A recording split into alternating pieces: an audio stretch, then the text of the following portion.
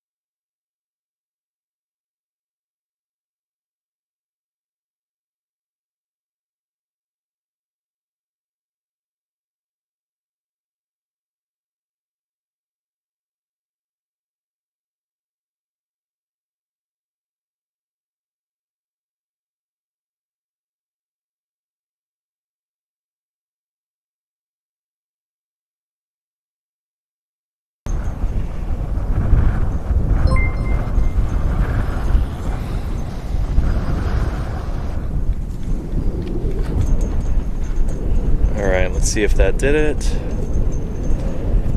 Back to here. Let's see. Can you see and or hear me right now? Let me know.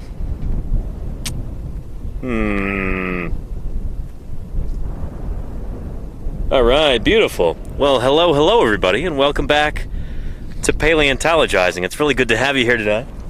Thank you for joining us, and if you've ever wanted to watch a dinosaur dig live, well, you're in the right place.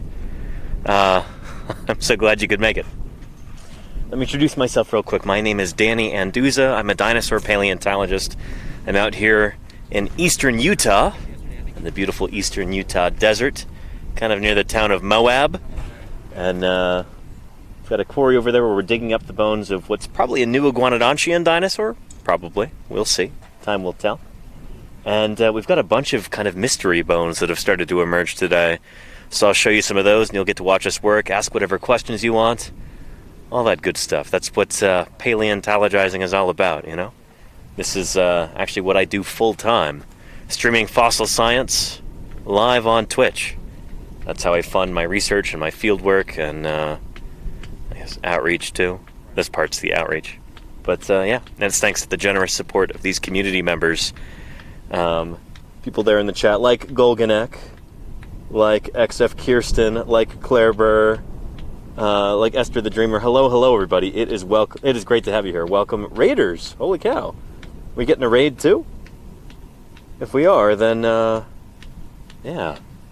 It's good to have you here. And yes, I am indeed outside. Normally, when I'm not out digging dinosaurs, for like the maybe 9 months of the year when I'm not digging dinosaurs, I'm back home in my office in the San Francisco Bay Area, you know, talking about new discoveries in fossil science, going over new papers, new stuff in the scientific literature, doing interviews with other paleontologists, doing art and sculpture and 3D printing, and yeah, just everything tangentially related to my own work on dinosaurs. But of course, right now it's summertime. Summertime means field work here in the northern hemisphere. And yeah, we're digging up some dinosaurs here. Let me know if you've got any questions. Good stuff. Well, we've got 116 people watching already. So why don't we go ahead and see what's going on over there in the quarry. Let's go take a look. So, of course, I'm working with the Utah Geological Survey, crew of paleontologists and volunteers. There's just 4 of us at the moment, but Paleo Jim should be here later. He's got to be en route right now from Salt Lake, and he'll be joining us probably this evening. We've already got his tent set up over there in camp, and yeah, it's going to be great to have Jim here, the state paleontologist for the great state of Utah. Here's our streaming gear setup. Satellite dish, battery pack, router, solar panels. It's the only way I can broadcast to you in such high fidelity right now is because of all that. And yeah, here is the quarry. So we've got Fisher and Ethan and Justin today. And they're going to start mapping out some of these bones over here. Data collection is one of the most important things that we do out here in the field. Got to make sure that every bone that we find is properly mapped so we have the best data possible to try and figure out what was going on at this site 140 million years ago.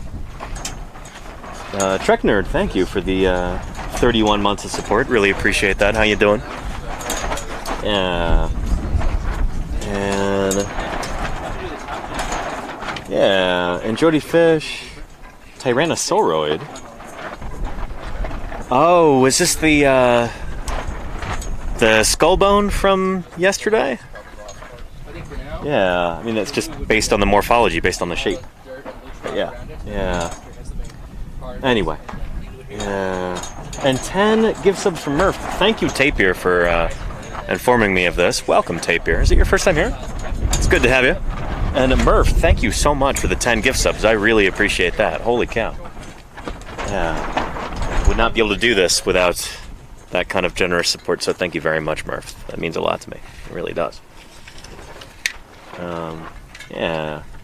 So Fisher's got a tape measure there. We got to put in some more of these nails, right? Yep.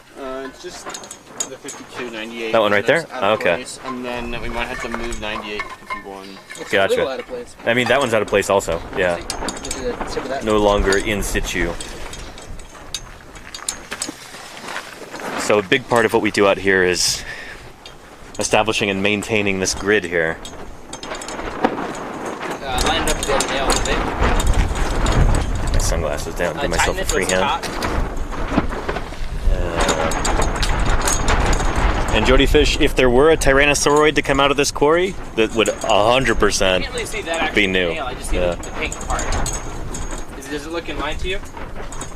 The Yeah. nail next to that ilium thing? That one there. I can't really see it, so yeah. It's maybe Yeah. a little I think we're good. Job for a busboy. Welcome. Life does find a way, and I'm glad you found your way here to Paleontologizing. Welcome. What do you think? Is this your first live streamed dinosaur dig you've ever watched? Can you give me a hammer? I mean, it almost certainly is. This is not a common occurrence Thanks, dude. on the internet. Wow, nice. Yeah. But yeah. So Ethan's putting that data spike back in.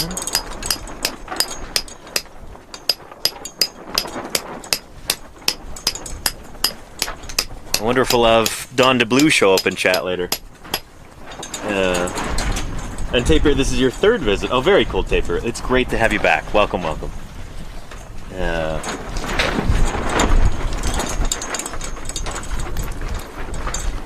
Reeling in a big one, Fisher? 4 meters. 4 meters! Holy cow! Those of you who remember the big rib over here that Justin had earlier this week, you'll be pleased to know that not only has it been successfully capped, but Justin's done a wonderful job trenching around it so that we can put some side strips on it and then flip it over. We're going to do some proper burlap and plaster strips on this, not just these gypsonas. Yeah. So, this is your first major trench, right, Justin? Correct. You did a fine job. This is excellent. Good work. Good to hear. No. Yeah. Good stuff. Yeah. And ZXSQ says, is there a reason that you don't do the grid with lasers or something like that? Well, yeah, it is just kind of a, if it's not broke, don't fix it kind of a thing. I don't really, yeah. If we were to have a laser grid, that would require A, lasers, and B, a place to actually secure the laser shooter. And as you can tell, stuff moves around here a lot. So yeah, the nails are... This is basically how paleontologists have been doing this for probably about a century or longer. And it works. It works. Yeah. So, And Pizza Guy says, does the porta potty have a bidet? Porta potty? What are you talking about? We've got basically a glorified bucket that we do number 2 in. If you count dung beetles as a bidet. A dung beetle bidet? I would not count that as a bidet, no. I have a bidet at home. I'm quite fond of The it. only thing that's in Yeah. there. It is full of dung beetles. You'll have to take our word for it. I'm not going to show you. Oh boy. But yeah, lots and lots of scarabs inside. Yeah. Where Ducky says hottest stream on Twitch. It is probably pretty hot out there. Probably close to 100 degrees or something. We can look at the thermometer in a bit. Yeah. It does have a toilet seat on it, an old ratty toilet seat that's got, you know, paint's flecking off and stuff. Yeah. You wouldn't call that bucket glorified, Trek Nerd? Well, it's called the groover, which apparently is a term that's derived from rafting expeditions and stuff like that. so we need one. Apparently because back in the day it would be just like an ammo can with maybe a rudimentary toilet seat over it. And it would leave grooves on your behind if you were sitting on it for a while. Hence groover. That's what Don tells me anyway. Yeah. Harvey Esquire says you could dig a hole in the ground. I mean, What's that? we have. But there's no pooping in the quarry. That's It's a hard and fast rule here. Yeah, but we're out here for a solid 3 weeks or longer, so we really can't just go poop into a hole in the ground because eventually it would just be kind of a disaster, you know? We need to haul that out so that we can be, you know, leave as little of a trace as possible, if that makes sense. So yeah. Anywho. Yeah.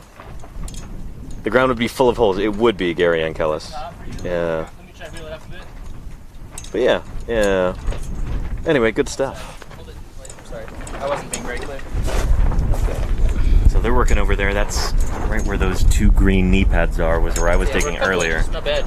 So I'm just kind of staying out of their way while they reestablish the grid. The grid is all important out here. Data are all important. Make sure that we're That nail was pretty much the right spot. doing things by the book and getting as much information out of the site as we possibly can. Hold the cloud again. Anyway, and maybe we should talk some more about dinosaurs, Halo, rather than such other undignified topics. Have you got any questions about dinosaurs, anybody? Yeah.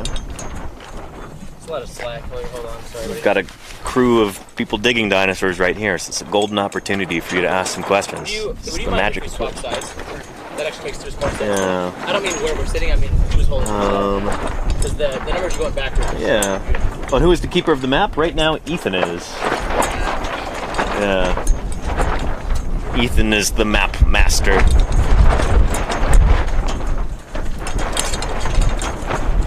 Yeah. So Ethan actually works for the Utah Geological Survey. The rest of us are volunteering here. See how good our line is real quick. Yeah.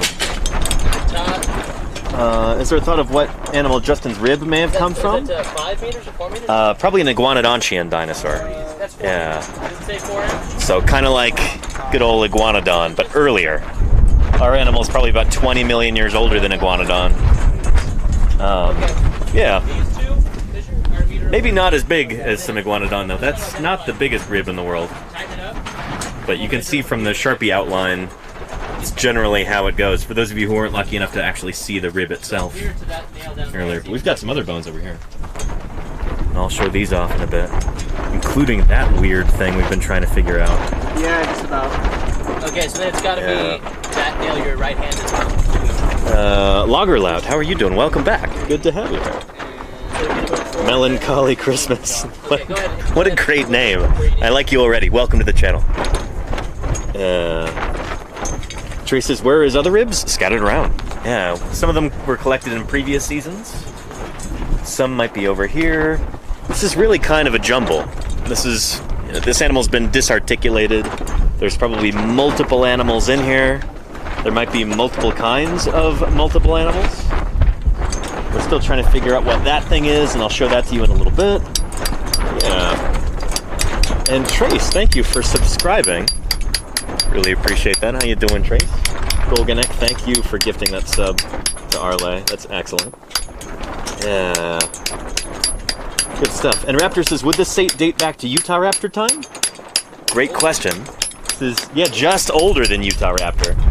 So let me show you. Let me grab that diagram. Let's measure it again and let's see if it lines up. Yeah. So we're in the same geologic formation that Utah Raptor comes from, but we're lower in section, which is earlier in time.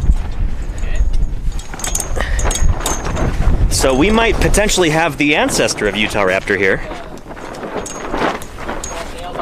But let's talk about that.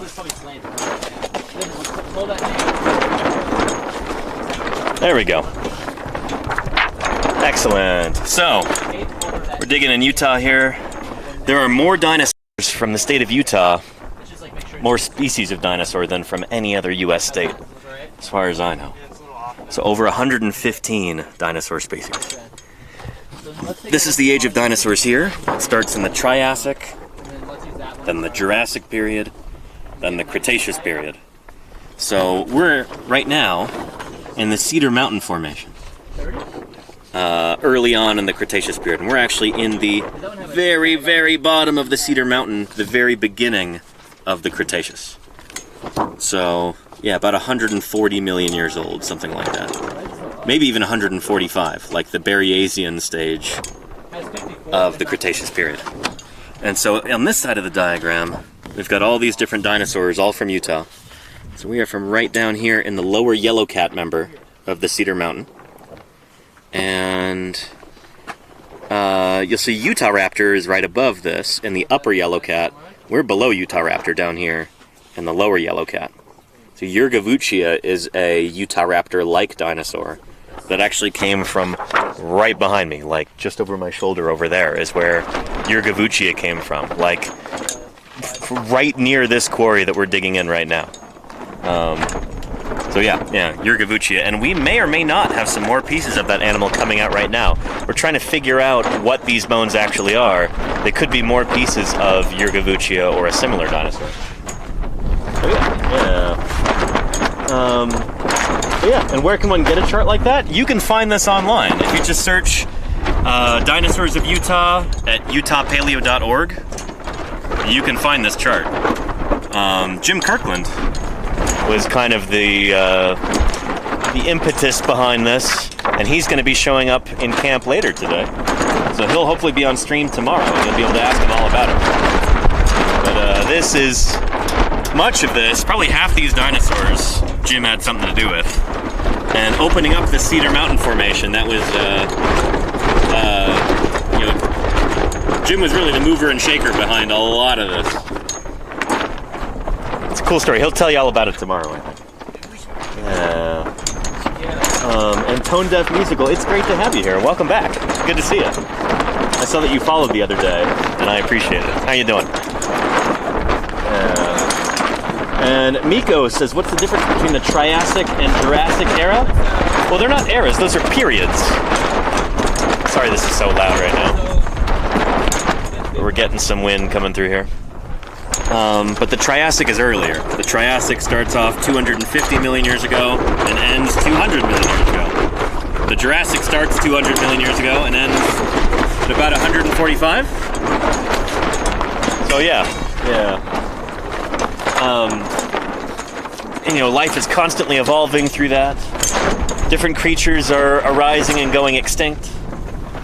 Plants are evolving and changing, spreading out throughout the world. The continents are moving. The climate changes. All kinds of cool stuff going on during that time. In fact, there's actually a mass extinction between the Triassic and Jurassic period.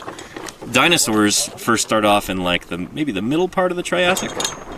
But they don't really get big and take over the world until the very beginning of the Jurassic period. And suddenly it's, the age of dinosaurs really begins in earnest at the beginning of the Jurassic. And they keep going strong till the end of the Cretaceous. Then a bunch of them go extinct. All the dinosaurs go extinct except for birds at the end of the Cretaceous. So yeah, anyway.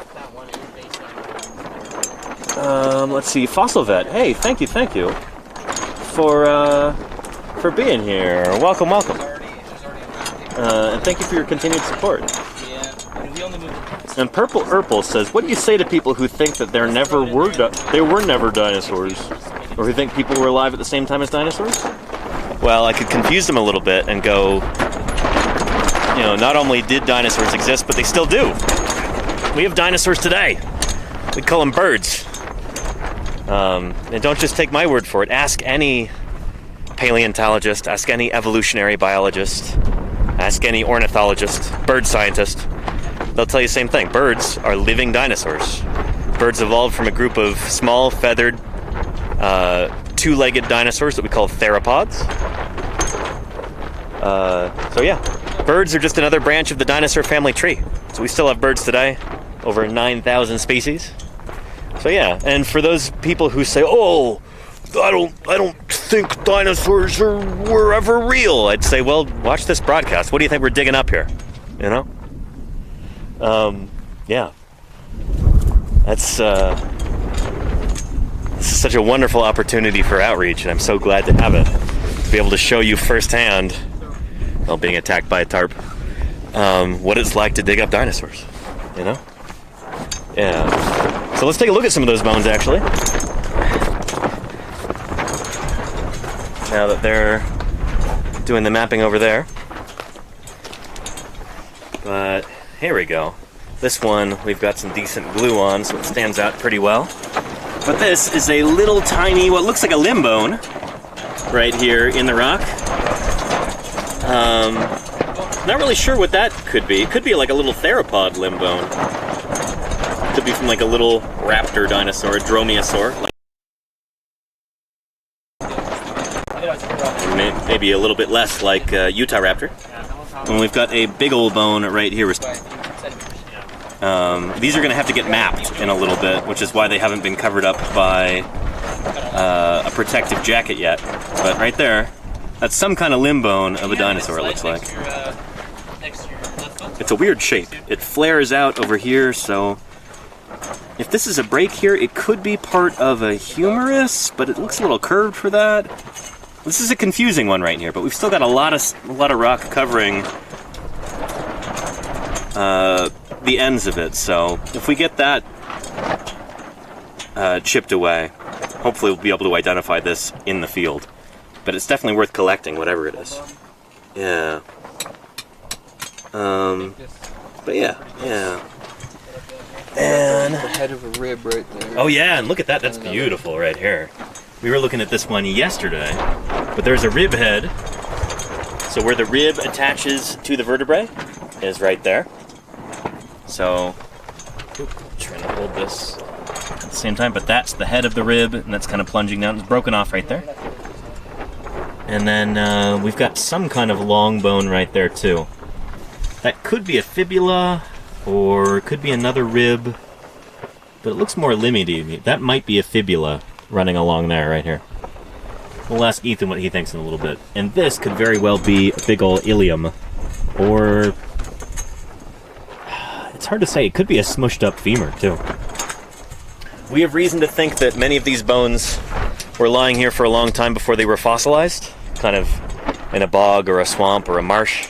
And many of them were trampled by another kind of dinosaur, it seems like. Or maybe by the same kind of dinosaur. But we do know that sauropods, big long-necked plant-eating dinosaurs, were stomping around in this area. Because one of them got stuck right over there.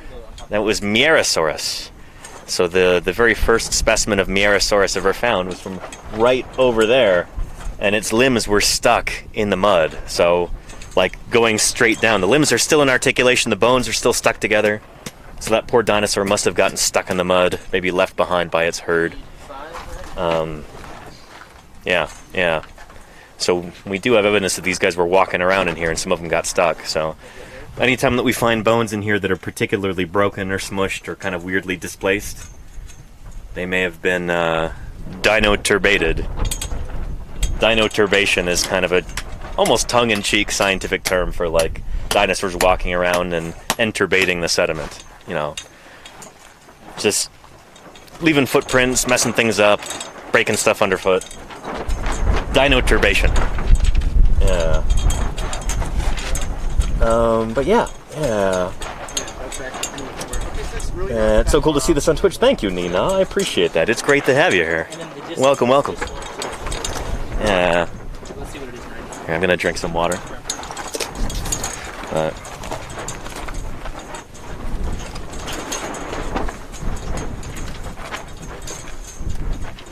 Where it was actually that's pretty much perfect. There we go. Yeah. And Taper says, why did dinosaurs get so big compared to our animals? Or is that just an impression not correct at all? It's a little of column A, a little of column B. Dinosaurs did get very, very large. Some of them at least. The very largest dinosaurs were the big sauropods, big long-necked plant-eating dinosaurs. And they grew to be the largest creatures that ever walked the earth. Some of them up to like 70 or 80 tons or maybe more. 130, 140 feet long, something like that. Huge animals. So yeah, certain dinosaurs did get really, really big. But a lot of dinosaurs are very small too, like a lot of modern animals. Yeah, although on average, your average dinosaur would be much larger than your average mammal today. So that's definitely true. But at the same time, we're kind of deprived of very large mammals today, except for whales.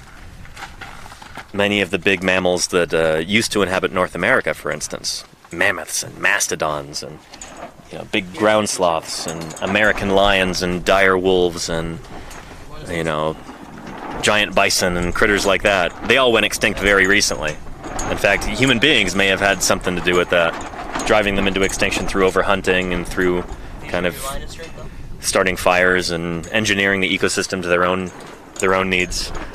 May have driven those big mammals to extinction just a few thousand years ago. So yeah. Anyway, a lot of mammals get big too, but dinosaurs, they certainly got much bigger. And how did certain dinosaurs get so big? Well, we were actually just talking about this yesterday here in the quarry. But for the big sauropods, those big long-necked plant-eating dinosaurs, part of it comes down to their anatomy. So a lot of these animals had, sauropods in particular, had kind of pneumatic skeletons, air-filled. So their vertebrae are full of these air sacs and pneumatic spaces. And they had kind of a bird-like respiratory system. In fact, that's the same respiratory system that birds later inherited. So that's a big part of it, is these dinosaurs were kind of full of air. Big sauropods, at least. And they had like a very efficient way of feeding, too. Being able to use that long neck to kind of sweep across in a wide arc without having to move their legs much. It's a very energy-efficient way of feeding. They don't have to walk up to each plant, they can just swing that big neck. So they would have been able to, use a lot of that, a lot of those calories for growing rather than just for walking around and that kind of thing. Yeah, stuff like that. Yeah. Surf Combat, hey, thank you for the subscription. I appreciate that, Surf Combat. Welcome to Paleontologizing. Yeah. And Emma Bonsai, how are you doing? Welcome. Forever matches 70 tons of air. I know, right? Yeah.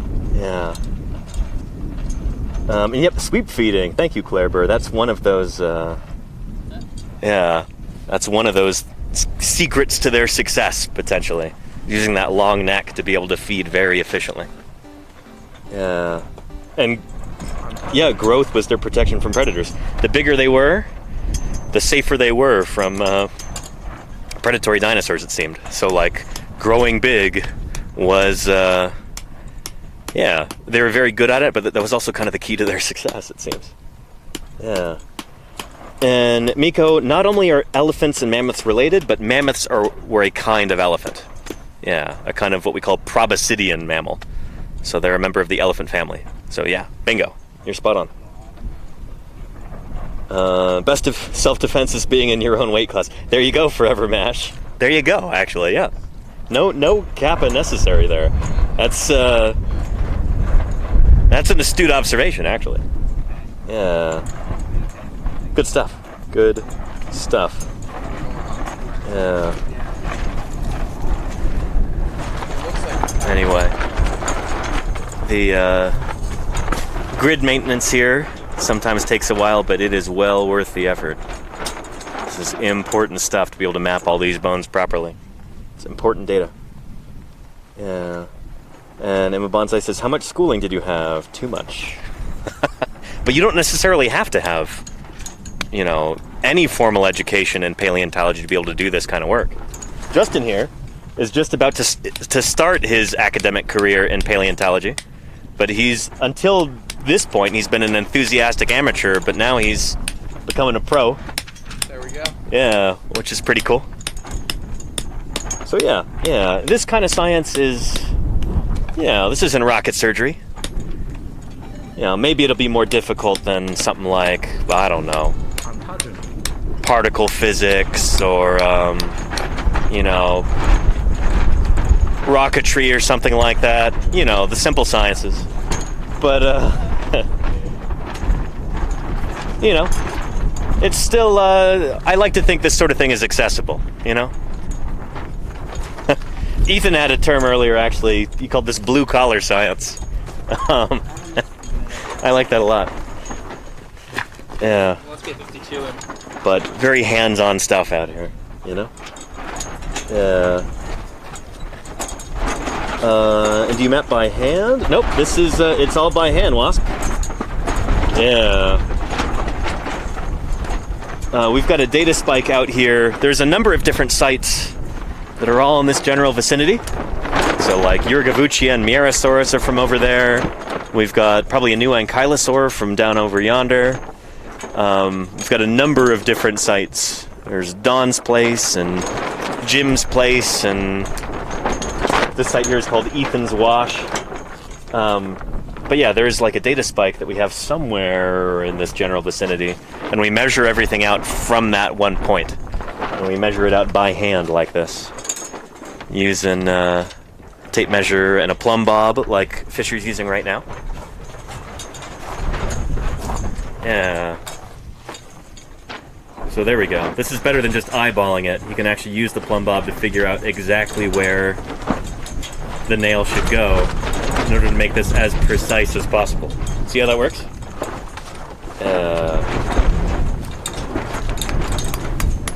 Yeah, good stuff.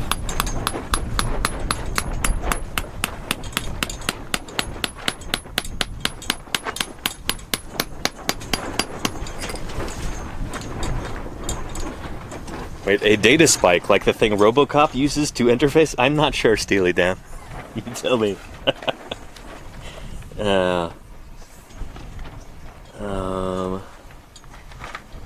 But yeah, good stuff. And there's tons of those physical location data points all over the country. Exactly, ZXSQ. In fact, I think we've got a few. I feel like I've seen one around here somewhere. Like Geological Survey. Just like little, metal doohickeys in the ground. The term is escaping me. It's hot out. Forgive me. Yeah, do you photograph and draw the bones in situ? Also, we do, Wasp. They go onto a quarry map, which maybe, if you're good, we'll show you in a little bit. Yeah. I'll take Yeah. Purple Herbal says, "Are you seeing my comments?" I'm seeing this one. Yeah. Was that a RoboCop reference earlier? Well, if it was a reference, it sailed over my head, which is why I didn't comment on it. But I appreciate you, Purple Herbal. I'm glad that you're here. Oh, and CCTV user says, "Did we have small and big fish living in the oceans at the same time the dinosaurs roamed the earth?" We did. Yeah. Shoot, there were some really, really big fishes that lived during the time of the dinosaurs. Like Leedsichthys is one. If somebody wants to look that up. Leedsichthys. Leedsichthys. It's a great big filter feeding fish that may have been like 40 feet long, so like as big as a whale shark or bigger. We actually have that on the Paleontologizing logo. Yeah. And Nana says, "Is underwater paleontology a thing?" A little bit. In places like Florida, you can go dive in rivers and lakes to find mammoth or mastodon bones, or megalodon shark teeth, stuff like that. That is definitely a thing. Yeah, but yeah, as opposed like nobody does paleontology from a submarine, though. I'll put it that way. It'll be in shallow water, in like rivers and lakes, and areas like Florida that are practically underwater anyway. Yeah. But yeah. And you've scubaed with a whale shark? Very cool Spanimation. That's awesome. Holy moly. The largest living fish today is a whale shark. Get this straight for me. Well, I guess I'm under the pole, so I'll come back. 1 second. There we go. There's one of that piece of rebar is one of our really good data points, right? Yeah. Comes up from the main one? Yeah. So yeah, this sort of thing seems like a pain in the butt, and it kind of is sometimes, but we got to make sure that we've got good data, Yeah.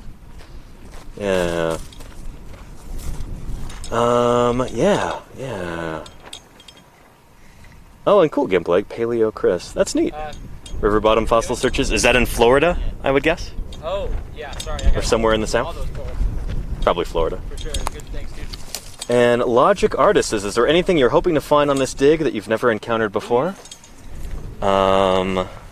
Let's see.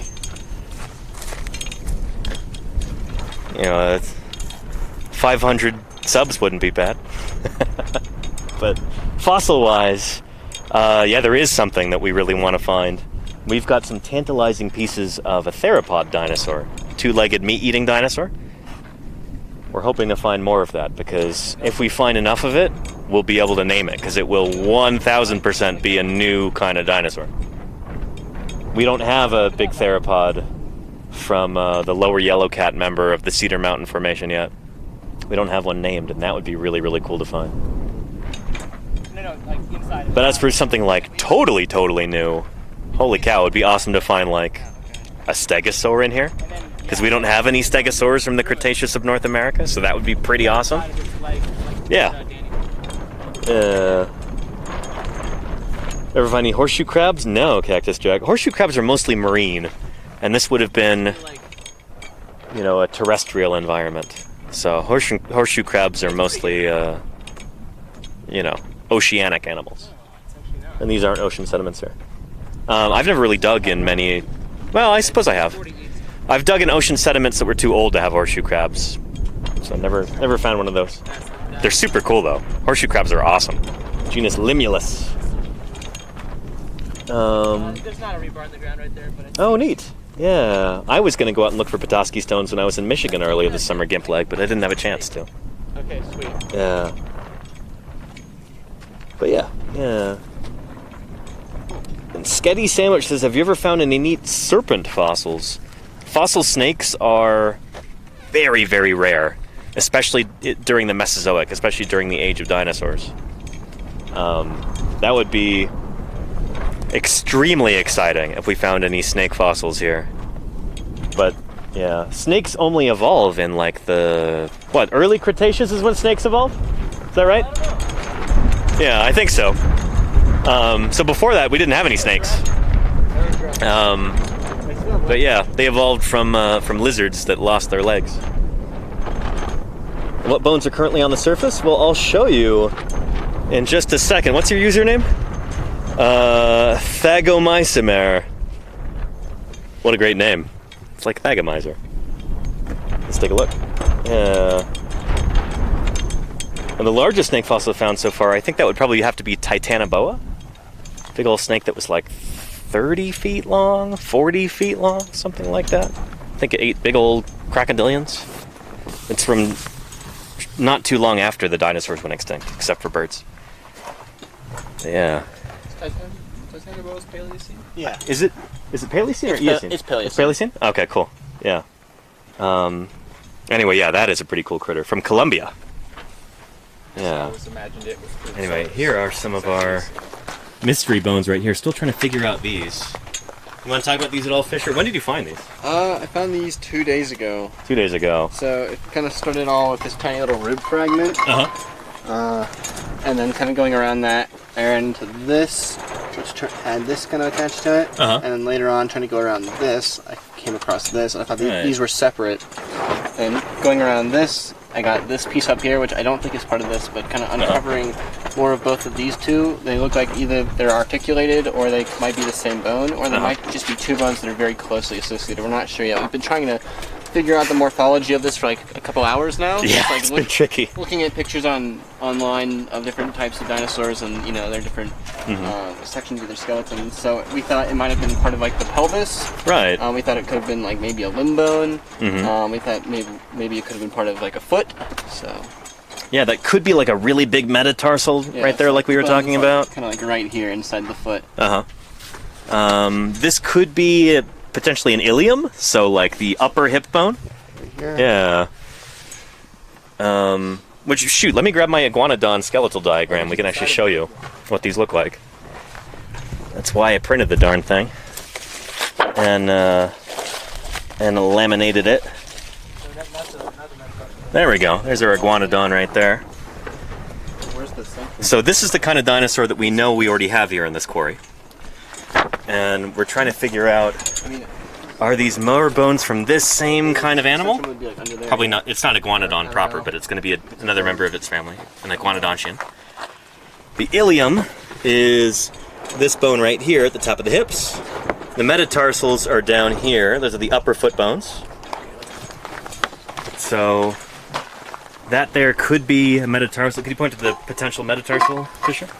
Yeah, that right there. That could be the upper hip bone, the ilium, but if it were, those would not be from the same individual animal.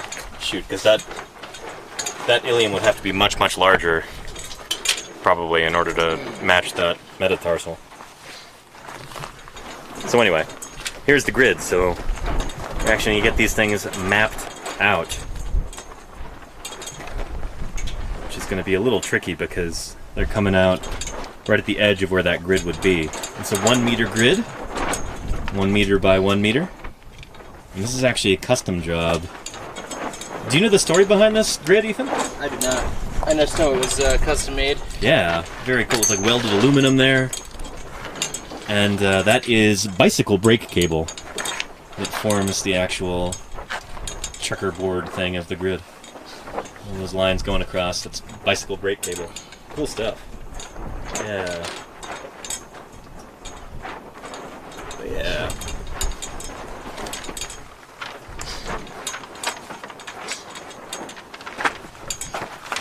So anyway, somebody was asking about the tailbone. So the caudal vertebrae are something different. We're not talking about those. But the ilium here at the top of the pelvis, we have a potential ilium right over there. But we're not really sure yet. Occasionally we'll have a bone that's so weird looking that we don't actually know what it is until we get it back to the laboratory and are able to clean it and study it in depth. Now out here in the field, it's not necessarily ideal conditions for doing really precise work. As you can see, we've got wind blowing like this, there's dust flying everywhere, there's bugs zooming into our nostrils. Rock, so we wouldn't have had it from last But yeah, it could have been like the you know, top of it's one field we had work. down here, you know? Maybe, yeah. So 53 east and 98 north. Oh, that one bone that goes down under the tail. Oh, you're talking about the ischium, Tapir. This is the ischium right here. Yeah. Long, skinny bone that forms the back of the hip. 53 Yeah. east. And then the animal's cloaca would be right about there. Kind of between the ischium and the tail. This is Yeah. This is 99 or 97. Yeah, this is a really cool group of dinosaurs. Okay, so Iguanodontians. flip it that way. And they give rise to the duck-billed dinosaurs, like on the back of the sheet. Okay. You've got your duck-billed dinosaurs, blammo, right there. Like your Parasaurolophus. Yeah, it's a new one then, huh? Yeah. Alright, sweet. Yeah.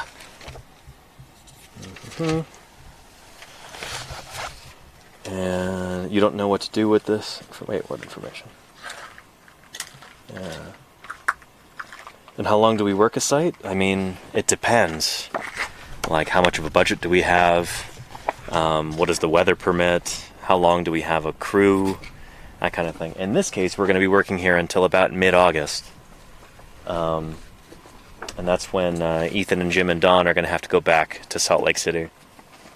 And so we're just going to work here for get as many bones out and get as many bones mapped, obviously, as we can until that point. And then we'll have to depart. But we were here last summer, and yeah, the hole was not nearly as big back then. We've been expanding this out and finding all kinds of new bones, which is, of course, very exciting. Yeah. And PaleoStream, how are you doing, Joshua? Good to see you. Welcome, welcome. Good to have you here.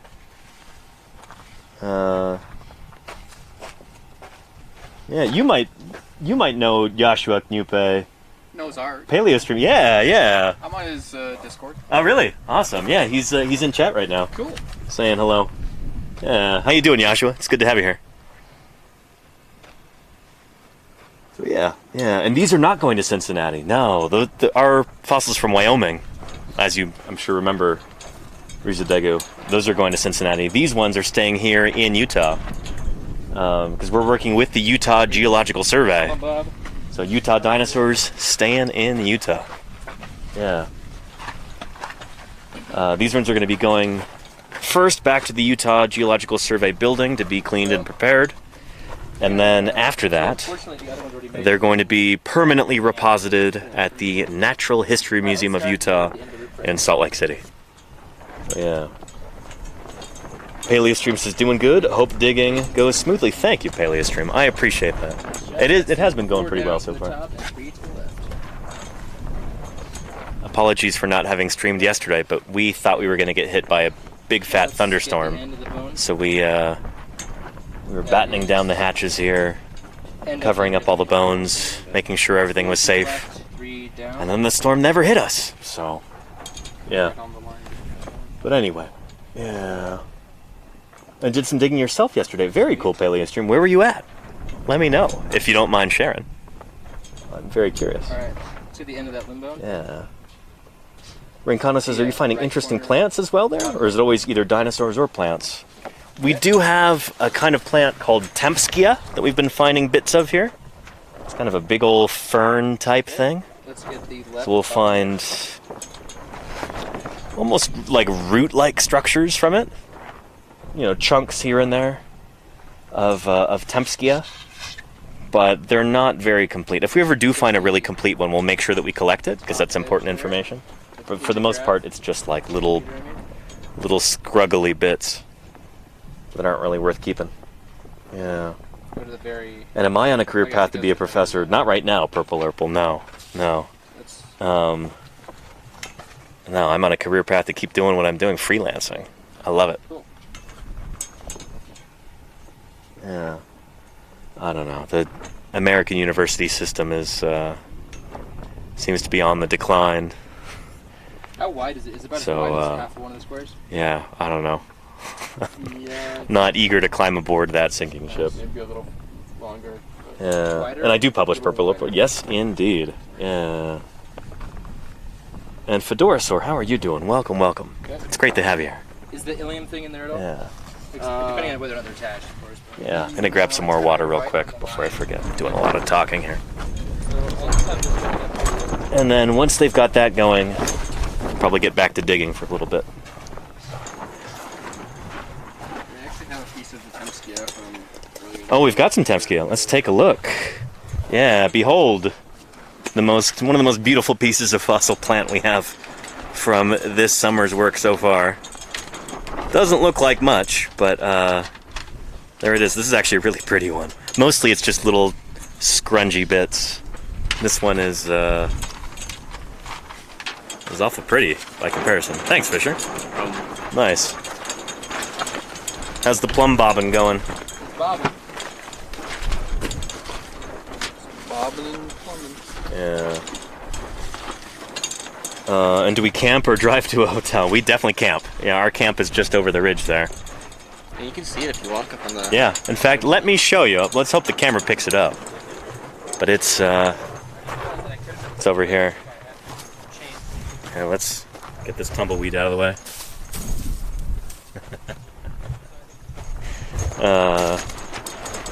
How many people in chat have ever actually seen a tumbleweed in person before? You know, I take that for granted because they're everywhere in the western U.S., but yeah, some of you might not be familiar with tumbleweeds except in the movies or in cartoons. Anyway, there is camp just over there. There's Dr. Jim Kirkland's tent, the kind of teal-colored one. We just set that up this morning. Jim should be showing up this afternoon. Ethan's tent is that yellow thing over there. And my tent, you can't quite see from here. I'll have to get up a little bit higher. And then we've got the big garage tents next to the trailer over there. So we're actually really lucky at this site. We can walk to the quarry, which is kind of a luxury, you know? Yeah, we don't need to travel miles and miles and miles to get to our sites to dig. We can just walk, which is lovely. There we go. Now you can see my tent just to the left of the other spring bar tent over there. That one's mine, the tan colored one. And then off to the right of that, we've got the main part of camp with our outdoor garages and big trailer over there too. Yeah. But yeah. Let's see. People here in Georgia think tumbleweeds are not real. Yeah. That's funny. Wasp says, my grandparents lived in St. George. Ah, St. George. I heard a joke about St. George one time. It's like, why does the devil live in hell? Because it was too hot for him in St. George. Yeah. Anyway, tour of the latrine next. I'd have to walk you all the way back to camp, Steely Dan, and that's way over there. And we need to stay within range of our Wi-Fi router here if I want to keep broadcasting. So yeah, I know you were joking, but we got to stay within range of this thing, or I will drop out pretty quick. Yeah. Yeah. Here, I'm gonna drink some water now too. I've got cold water in here, if I can get to it, while holding all the streaming gear and everything else. Put the router here. And I did put it over on that side. I was smarter than I thought. Yeah. Oh, very nice. Dracu, you're in my part of the world right now. Arches, Canyonlands, Zion, Bryce, and Escalante. That's awesome. Yeah. Arches and Canyonlands, I think, are over there someplace. Yeah. That's, yeah, you were awful close to here. That's pretty neat. It's a great big world, and you were not far away. Oof. Hear that? There's still some ice in there. Oh, yeah. Huh.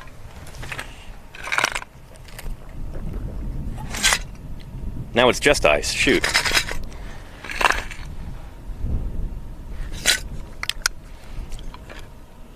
Yeah. Oh, shoot. I was standing in front of the Starlink. Apologies. What do you have to keep it cold? It's just a good water bottle. I got this from somebody in chat, actually, as a gift a couple years ago. But there's ice in here from the freezer. We might not have electricity or running water in camp, but we do have a freezer that runs on propane. And that thing, oh man, is that wonderful. It is fantastic. What a luxury, you know? Yeah. And insulated water bottles are basically magic. They're pretty excellent. Yeah. Anywho, high living, yes indeed, Claire Burr. And high winds to match. It's gonna blow the helmet right off my head. Oh, and there go my informational charts. Let's grab those. I need to, I should have thought about a binder clip for them or something. Keep them together. Ceratopsians, Centrosaurines, Chasmosaurines, Iguanodon, Utah Dinosaur Strat Chart, Phylogeny Chart, and Paleo Maps. There we go.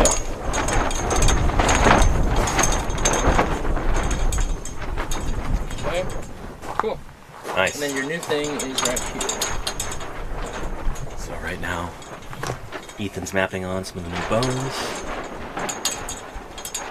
No pressure, Ethan.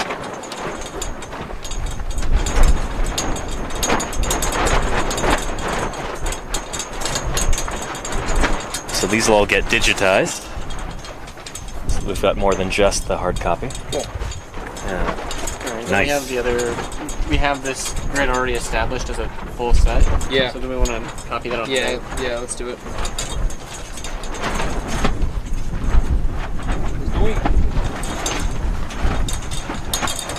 And Opie Wolf, you're studying natural sciences? Very cool. That's what we do. Welcome. Good to have you here. Yeah, it's that one.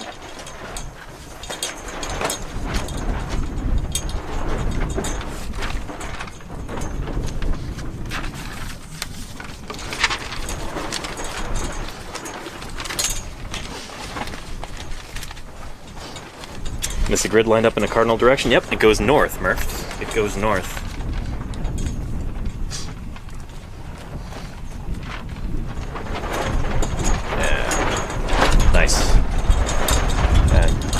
more water.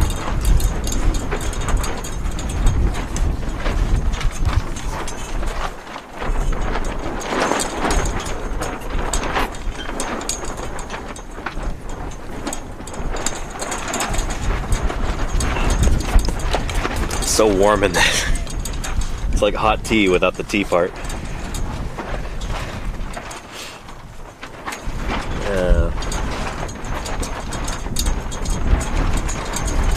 And Gary and Kelly says, would the old paleontologists have gotten more or better field work done if they had our modern tech? I mean, yeah, shoot, if they had, you know, four-wheel drive trucks You can pop this. and, you know, GPS and stuff like that, oh yeah, they would have gotten a lot more done.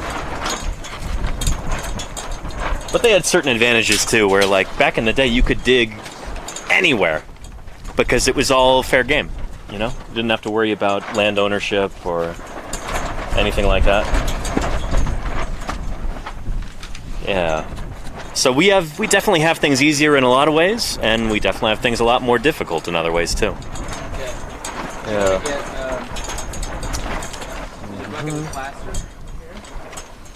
Yeah. Are we gonna plaster this? Oh, okay. Oh, nice. We'll get to witness some plastering of Justin's rib over there.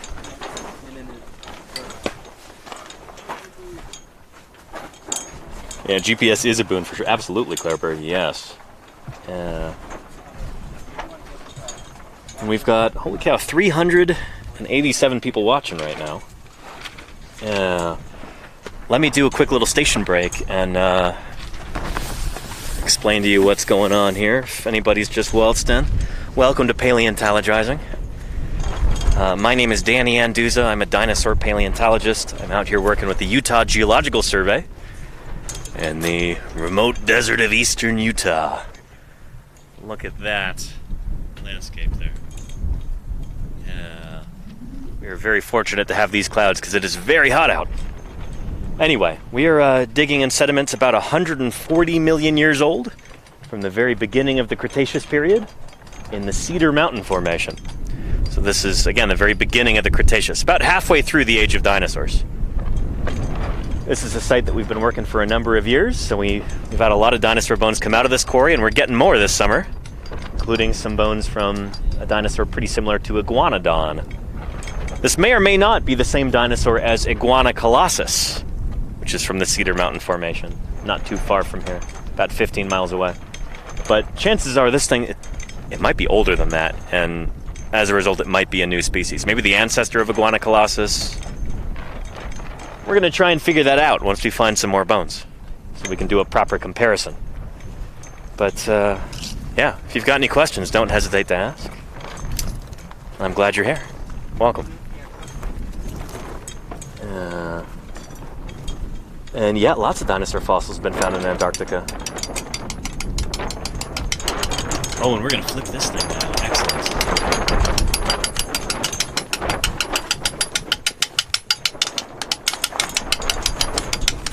So you can see fish are using that. Is that a leaf spring or something? Green River fish chisel. Just tapping gently under there to flip that jacket so we can jacket the underside. Do we have any idea what that bone is in the jacket? We were thinking it was like a metatarsal or something. Oh, It's nice. kind of weird. It wasn't super well, uncovered before I decided to gypsum it, just because the matrix on it was really loose and blocky. Gotcha. And so it's still kind of all buried in there, but getting it off is kind of a priority just so we can look at it more. Gotta move that to give yourself some breathing room.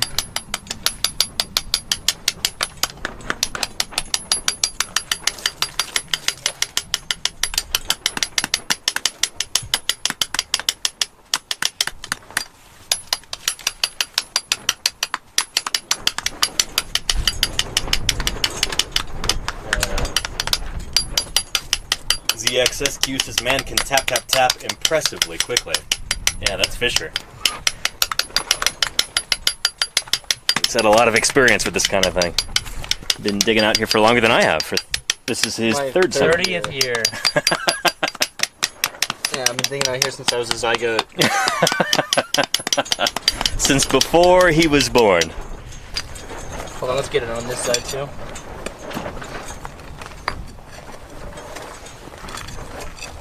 So if this were maybe a skull bone or something like that, we'd probably be working a little bit more slowly, but like, it's high priority to get this thing out of here so we can get to the more important bones underneath.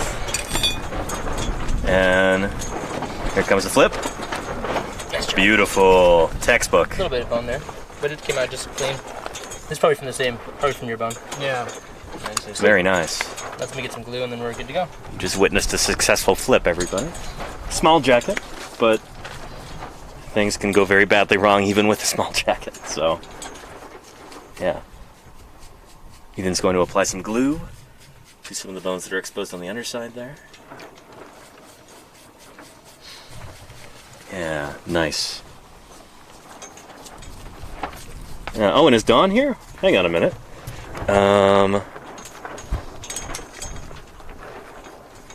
Let's see. Oh, Dino Donshin. That was you, Don? Don, how are you doing? Great to have you here. We've been doing pretty well, I would say. And no sign of Jim yet, no. He's supposed to come like this evening. Yeah. Probably around like 8 p.m. or something. He was talking to Ethan on the phone earlier, and he said sometime later. So yeah, maybe we'll have dinner ready for him when he gets here. We'll see. Yeah. Anyway, it's great to have you here, Don. And hang on, maybe I can make you... Can I make you VIP? I might have to... I'll do it later. Anyway, it's good to have you, Don. Yeah. Don says it's a little cold here. Only 85. Sounds like hell. Yeah.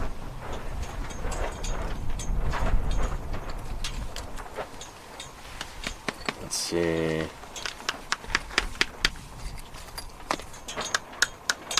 Saggy Iguana says, what's for dinner usually? Beans every night. Yeah, just Army rations. dry beans.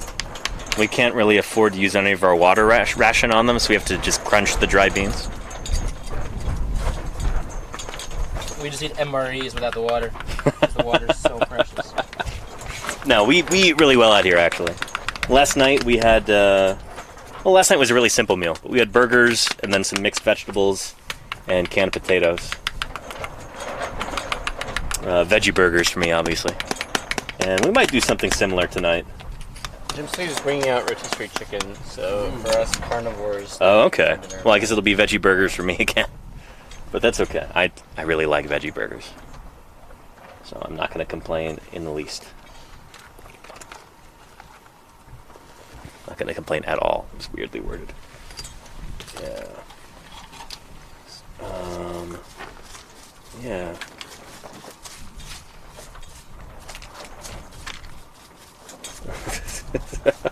There you go, Steely Dan. A single bean. Yeah, that's all we have to eat every night. Here's your nightly bean. Don't spend it all in one place. And what do you have there? Don asks. I don't know. What do you think, Ethan? What do we got there? We don't know. Just a moderately good-looking bone on top of these bones. Yeah. So, thought we'd gypstone it to get it out of the way, so we can get to the goods. Yeah, there's something unusual going on over here, and we're still trying to figure that out. But whatever it is, it's exciting. Is it a limb and an ilium? Is it a big old fat metatarsal and a... something? Mystery bone, Yeah. Whatever it is, though, it's cool. Now, once we get like this off, we'll have a better idea of what this guy is. Yeah.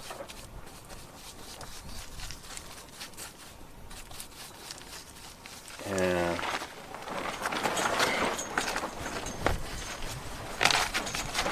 So we're just gonna put that back where it came from. Nice.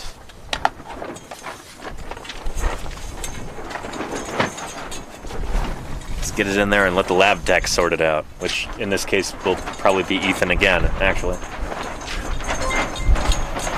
Yeah.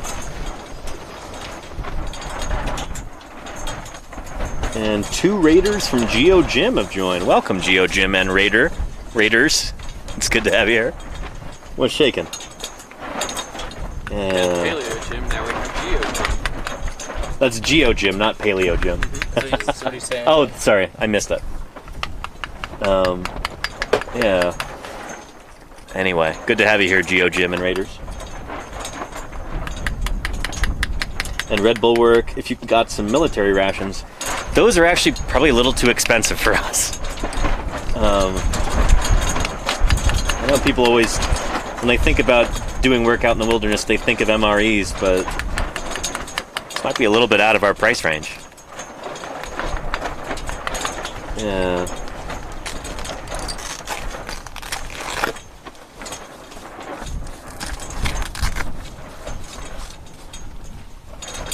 We gonna plaster Justin's rib after this? Yeah.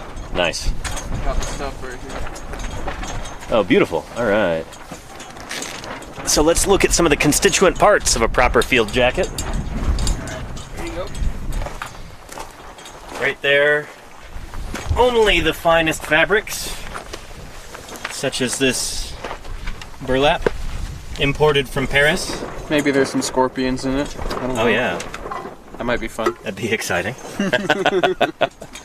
And then of course we have our finest gypsum plaster of Paris. Where is the plaster? Bucket. Oh, it's in the bucket. Nice. Yeah. Wind fresh. Bucket has seen better days. Yeah. But yeah. Delicious water. Delicious water. The best kind. Liquid water.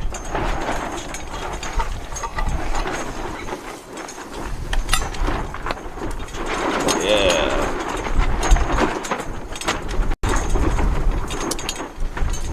Utah Raptor Ed.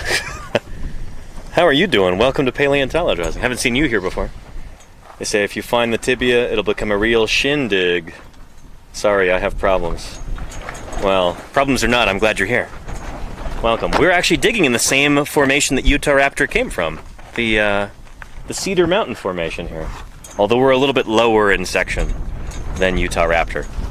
We've never found any Utah Raptor fossils in the lower yellow cat member of the Cedar Mountain formation. And there's that rib from an iguanodontian dinosaur. And we're gonna get that jacketed. And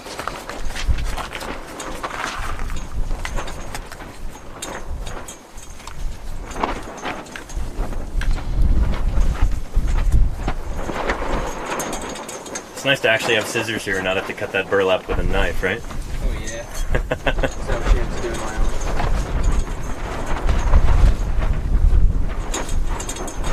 Yeah. Ronaldo Swiss says hi from Switzerland.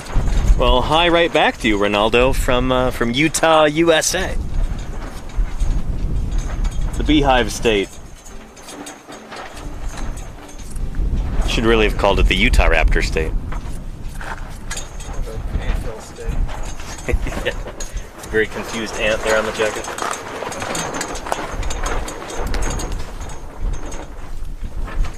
Yeah. Dinah Wolf says hi from Queensland, Australia. Well, good eye, Dinah Wolf. We've been doing obnoxious Aussie accents for about the past week and a half. So, apologies if you're offended. It's done out of love. Yeah.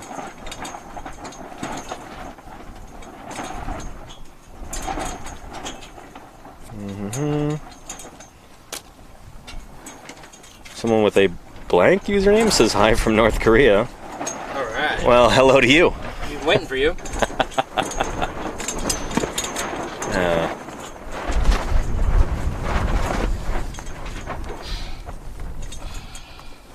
Okay, Justin, you want to fill this bucket with about 3 inches of water? And Martin the Mountain Man says, what's the fabric for? You're about to find out, Martin. You're about to find out. So we want to make the fossil as comfortable as possible. Hence the softest material in the world, burlap. That's some nice, Oh, that's probably enough water. some nice tepid water. Yeah. It'll set quicker too that it's warm. Alright. It's like, Oh, that's a ton of water. Yeah. Sorry, I should have been watching. you said 3 inches. I think I said a couple, but three is three. Maybe I said 3. In which Oh, case, I think that's going to be too much. let's just drink it right out of the tub. You thirsty? Go get the straws. Let's Yeah. let's dump it back in here if that's even physically possible. Oh. I don't know. I guess there's not a water shortage right now, so Yeah. we're not in a drought or anything, are we? A drought in the western U.S.? I don't think we are. Never. Actually. This is like the first year in 20. Yeah, shoot, you got a ton of. Not. Yeah, just like us in California. That's those same atmospheric rivers. We got lots. You guys got the tail end of those Water here. this winter. I wonder if those made it all the way to Colorado, or if they kind of petered out over here. We got lots of it. I'm sure there's still some left. Green up in Wyoming too. Yeah, it was green up in Wyoming. Give me that other shit, bro. Bless you. And Dawn says, "Don't forget your rubber gloves." My hands would probably fall off from the sweat. I don't think I'd be able to keep any pair of gloves on. Nothing better than sweat from a year ago. Oh yeah. Yeah. So, Don, who's commenting, our crew chief here, he likes using like dishwashing gloves for plastering. It makes good old-fashioned logical sense, but I don't like. Is there even? I don't like when things work properly. I like it when things work terrible. Things are difficult. Yeah. I just like the way it feels in my hands. Oh, just loose plaster in there. Okay. Yeah, it's a great idea actually. Nice. Yeah. You don't need to carry it up in some silly bag. Mm-hmm. All right. And now you want to use the chicken scoop to slowly feed me Oh yeah. plaster. Let's do it. This is POV. Take a look at this. POV Paleo Lifestyles. Call of Paleo Duty. Press X to apply plaster. There's a computer game out there that's essentially that. Yeah, Dinosaur Fossil Hunter. Oh yeah. Yeah. The development team sent me an advanced copy and wanted me to stream it, That's fun. so I did. It was a lot of fun. Kind of goofy, but You just find T-Rex Everything you find, yeah, everything you Basically. find is 100% complete. But Yeah. like, other than that, it's not that bad. well, and they use ground penetrating radar or something like that to Maybe a little more, okay? Everything's Yeah. just in boulders in the ground. right. Yeah, and then you just apply plaster of Paris direct to the boulders. It's pretty funny. Tiny bit more. Tiny bit. Say when. Ween. Ween. All right. All right, now you mix it up with our hands. Yeah. Dunk your large hands in there. Yeah, go for it. one. Inaugural voyage. Just We're maiden plaster voyage. We're squeezing the little plaster balls between our fingers. Yep. And then it's setting. Pretty dang hot. is The water's Justin's so hot already. So. first ever proper jacket. So you guys are witnessing history right here. Right. Someday when he's curator of the Smithsonian I don't know. It's a National little Museum far of away. Natural History. Quite a drive. You want to straighten this out for me? Just pull the edge of that. Yep. Pull it taut. Yeah, great. Yeah. So good. So for those of you wondering what's going on, we're creating Ethan and Justin are making a plaster jacket. Basically like a protective cocoon Pull it to straight. go around that rib so we can get it safely back to the laboratory. Yeah.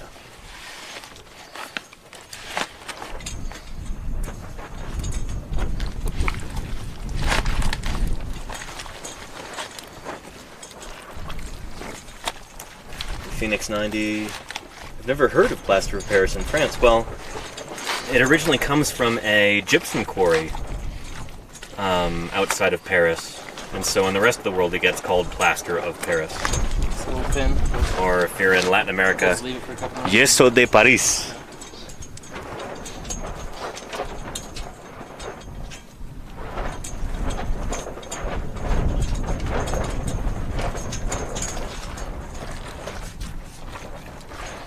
And does plaster wash off easily? Reasonably easily, Gary and Kellis. But not easily enough to justify not wearing gloves in Don's estimation, so... Yeah. What were you saying, Justin? If we had the water. If we had the water. Yeah, we've got enough water. You can also just kind of bathe your hands in the dust and dirt over there, and it'll... Just kind of falls off. It does kind of I fall never off, yeah. found it to be too irritating. Like, Yeah. The dirtiness of it doesn't bother me, and like it sticking to my skin doesn't really bother me, and Yeah. it tastes good.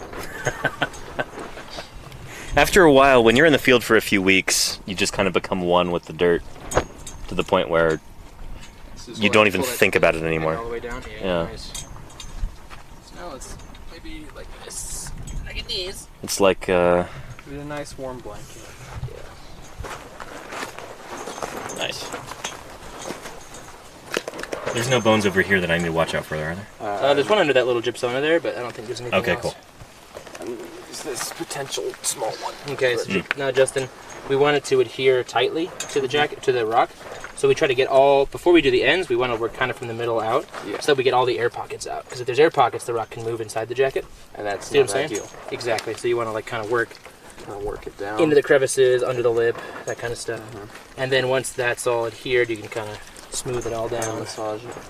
and make it look pretty and Make it such. happy. Okay. Shoulder strip. Going on over here. Try to cover to the very end. Still just around actually. There we go. Can anybody guess in chat why they didn't apply separator? Like we typically do? Any guesses as to why? Okay, this should be good.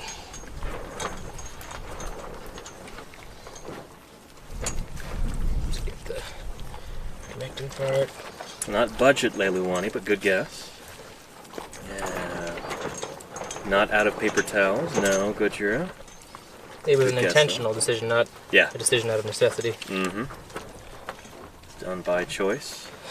Because there's already dirt. Exactly, Jody Fish. There's no bone that was exposed that the plaster could stick to.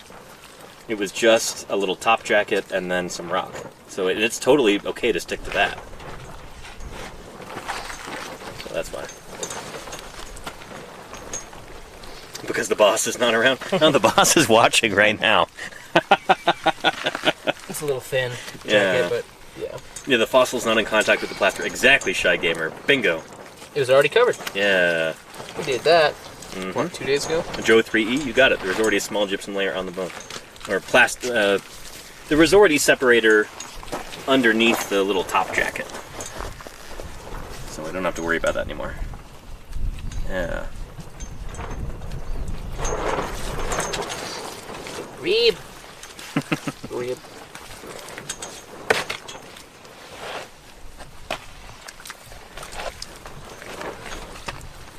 You know, a lot of people, they think about digging dinosaurs and they kind of focus on what they consider to be like the morbid aspects of it. Like, here's these animals that died here such a long time ago, and isn't this all just about, death? Isn't this kind of grim? But think about it like this. Here's an animal that died 140 million years ago, and it is having such loving care applied to it right now, where just one of its ribs is the focus of all this attention. Massage. Yeah. Like, what a fitting tribute Even a spa day. for such a cool animal. A nice plaster spa day. I mean, who among us can expect to be paid this kind of attention 140 million years after we've died?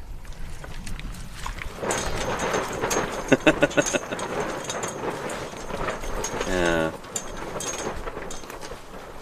Gojira says, versus me, my ashes will probably be dumped at a Wendy's. Hey, Wendy's ain't that bad. It's the best fast food. It's the best fast food burger. I don't know.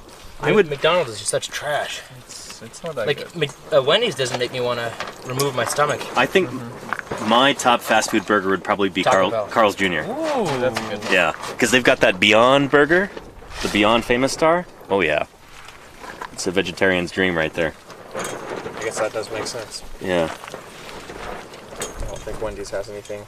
I don't think they do. McDonald's doesn't either. They did for a while. The McPlant. Burger King does, but it's pretty gross. I actually like the Burger King, the Impossible Burger? Impossible Whopper, yeah.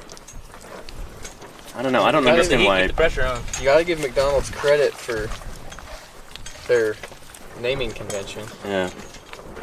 Gojira says Burger King's burger is the best thing they do. Well, good. I'm glad I'm experiencing the best. Burger King is not the best. Yeah. It's okay though. If it's the only thing in town, I'd eat it. Anyway, this is not a sponsored stream. Let's get back to paleontology. If anything, this is like anti-sponsor. I'm hungry. Do you guys want to go to Burger King after digging up this dinosaur bone? Oh boy, I love Burger King tacos and They have tacos? and donuts. After a long day of digging dinosaurs, there's only one place that I trust to eat food at, and that be Don's Kitchen. Jim's Curry Noodles. Yeah. We're all coming to your house and eating dinner, Don.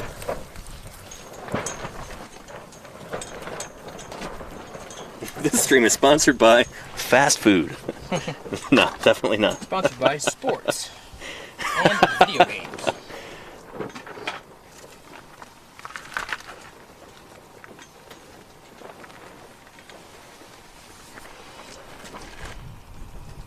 It's a fine looking jacket for a rib. Not bad. I mean, it's very wide rib jacket, but you kind of got to do that so it doesn't just It's a little snap. so narrow, so. Yeah. But I like how you can still kind of see the outline of the rib on the top, along that sagittal plane. Yeah. All right. Beautiful. Yeah. Well, in Phoenix, some goop here. human bones do fossilize, but Sometimes. yeah. Not usually, but. Yeah. Human fossils tend to be pretty rare, actually. Because we haven't been around for very long. Well, like 90,000 years, something like that, for anatomically modern humans? Like 300,000. 300,000 years? Okay. A lot of it just depends on, like, what do you consider an anatomically modern human? But yeah, I'm not an expert in that. Yeah, what happens if you accidentally plastered the fossil directly? We just have to go just away. We have to go walk in that direction, just off toward the horizon, never to be seen again. Yeah. No, you try not to do it, but it happens every once in a while. You just wait for the plaster to dry and then you try and chip it off, or you just wait to do that in the laboratory, under controlled conditions. Yeah. Justin, do you want to maybe clean up this surface? Yeah. Oh, we're getting a raid here from Andrew Holding. Hey, welcome, Andrew and Raiders. How you doing? Welcome back to Paleontologizing. It's good to have you here. More. Yeah. All right, good stuff. Celebratory drink right there. Very nice. How was your first plaster jacket there, Justin? Plastery. Yeah. You'll get used to the feeling after a while. It'll stick around in your nails longer than totally. your nail beds, longer than the rest of your hands, but yeah, it comes off. Eventually. Yeah. Won't stay there forever. The worst is if you've got a lot of hair like me, and then it like gets into the follicles, and when you pull the plaster off, it rips out all the hairs. Ooh. That's not the most fun. Not the most fun thing to do on a Friday night. Wouldn't imagine. Yeah. Fisher's hard at work over there in Fisherland, trying to figure out what that weirdo bone is. You can actually work there now that that other thing's been flipped.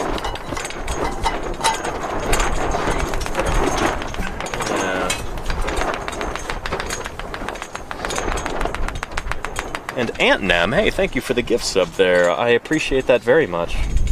Excellent. 2 gift subs, is it? Lovely. Yeah.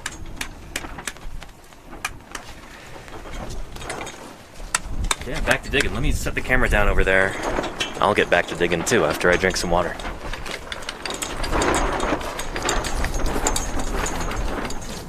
We have an not in the book yet, no. Oh, okay. Yeah, I can just do that. Sweet. Ontogeny. Oh, wow, hey, buddy. Hey, stink friend. Did my little potential skull bone get put in the bone box? It's in that thing. We need Oh, it's still over there. Okay. specimen card for it, so I'll write that. Okay. Not to interrupt you. All right, where should I put this?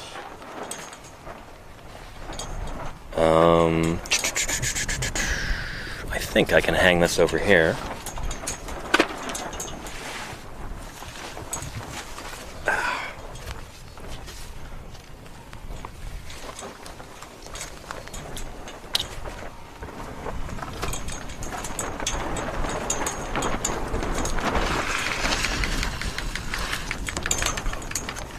There.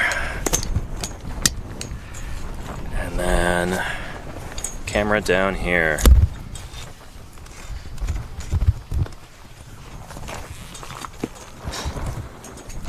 It smells kind of nice. The plaster?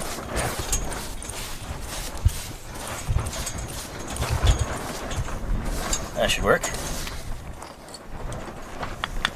Nice. Yeah. Clean and beautiful. So the gypsonas, you can always see the texture in them because they don't have as much plaster as you put on when you're using burlap, but yeah, feels very medical for some reason. I know they are medical bandages, but like, yeah, just seeing the gauze on there feels very medical.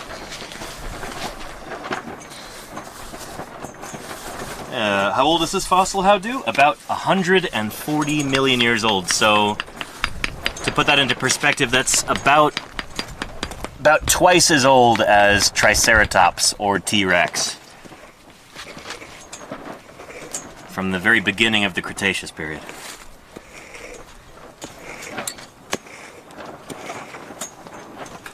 All right. Let's set this here.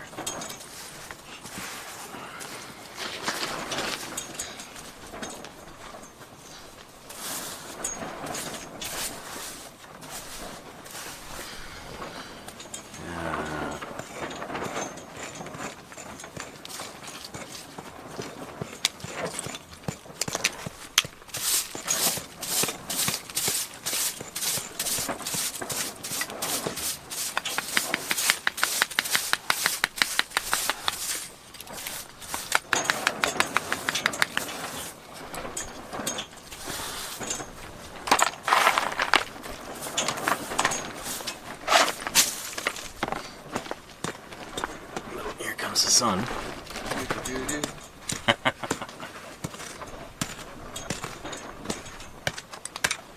Yeah, somebody should take that Beatles song, Here Comes the Sun, and like...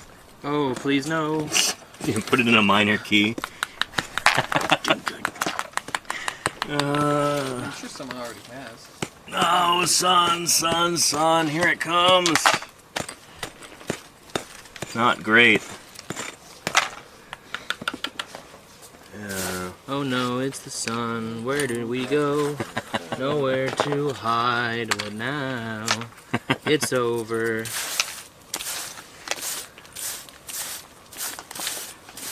What on earth shall we be going to do now?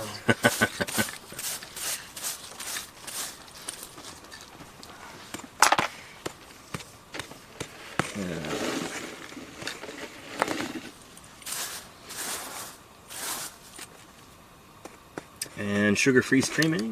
Going to be able to dig the entire skeleton out there on this dig, or do you have to make multiple trips to the site? This is one of multiple trips, yeah. Last summer we were digging up, well, we were working at this same site, and we found some very tantalizing pieces, and now we're back. So we've got about a 3-week window to be out here, and yeah, we do what we can while we can. Gather ye iguanodonts while ye may.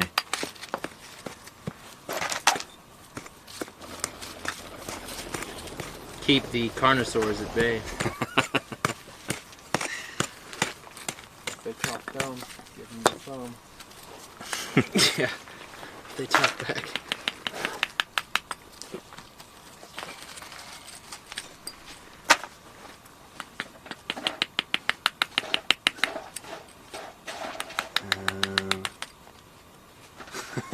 Utah raptored. Billy and the Clonosaurus, yeah. I call it Billy and the Clonosaurus. Do you remember that Simpsons joke, Fisher? Was that after your time? That might be like season 8 or something. I don't remember that one. No.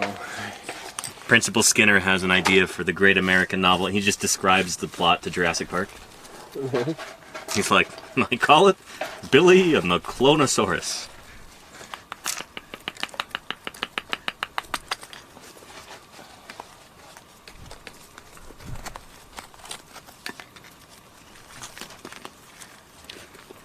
Ooh, is that bone or is that plant in there? Looks like bone. It does. Don't get my hopes up, though. I've been burned before. Who hurt you? This dinosaur did. You show us on the doll, Danny, where the iguanodon stabbed you. They used to point to the nose, now they point to the hand. The story keeps changing. Alright, let me show you, chat, if I can get it over there. Let's see. And Tabanji, no, this is a different spot from the last time I was streaming here. By a few feet, right? Yeah, I was over there behind Fisher. Last time we've moved in this direction, but yeah, just pulled up these rocks here and we've got this right there. Might look kind of subtle to everyone at home, but this is like klaxons and, you know, red lights going off. Wait, what bone is that? This right here? Is that next to the... It is, yeah. At least in ornithischians, yeah. Oh, it's an epi... But yeah, this is... What could that be? Could be a little rib. It reminds me of this guy, but it's a little thicker. Could be radius. Yeah, it could be a little radius. Pretty round. Could be a rib. Have we had any caudal chevrons come out of this site yet? I don't know. It looks a little round for a caudal chevron, but could be. This should be kind of transversely constricted, huh? Yeah.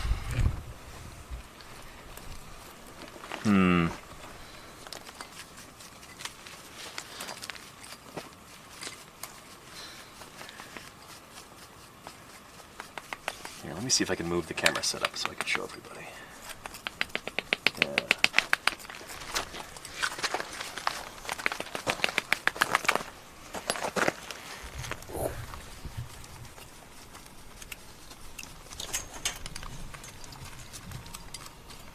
Alright. Oh yeah. Are you gonna dig up those bones tonight? Let's see. Trying to do this with just 2 hands. 4 big guys. There we go. Nice. There we are. Playing tennis. I think his name's Dennis. Alright. Set this here. He was short, but his... Alright now. Easy there.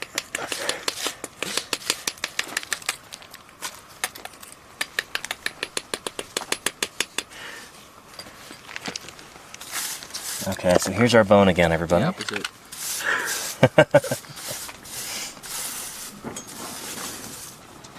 Dinosaurio.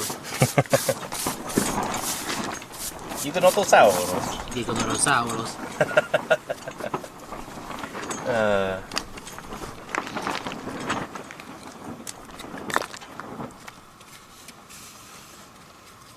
Oh, shoot, give me some glue for this. I've got the super thick stuff here. I'm going to want something thinner. Thank you.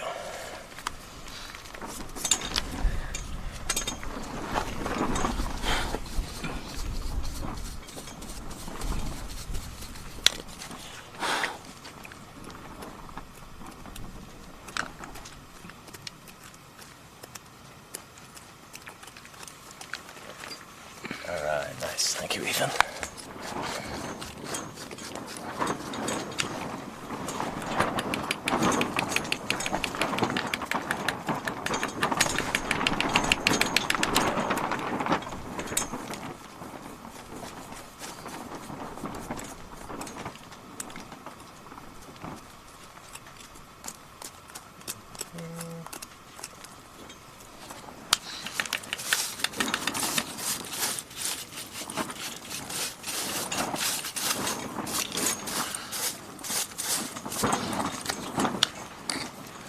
Ooh.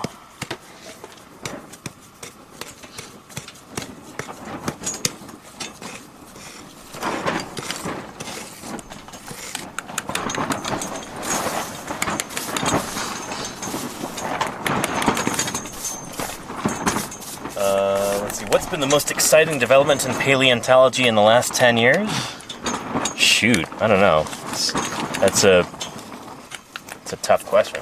Probably the use of AI to find dinosaur bones. Definitely, yeah. In the last 10 years, so I guess since 2013.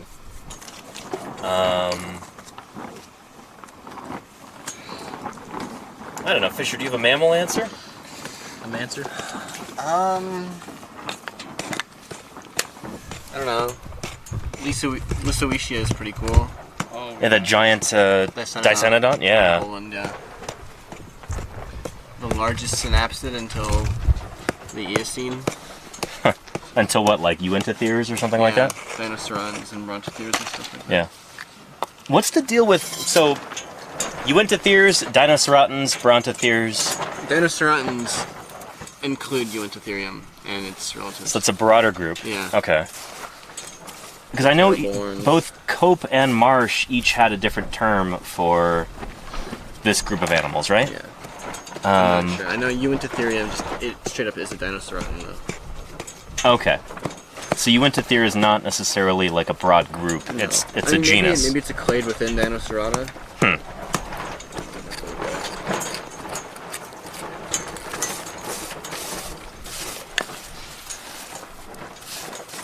I'm trying to think of new methods that have been applied in, at least in dino paleo in the last 10 years. LiDAR?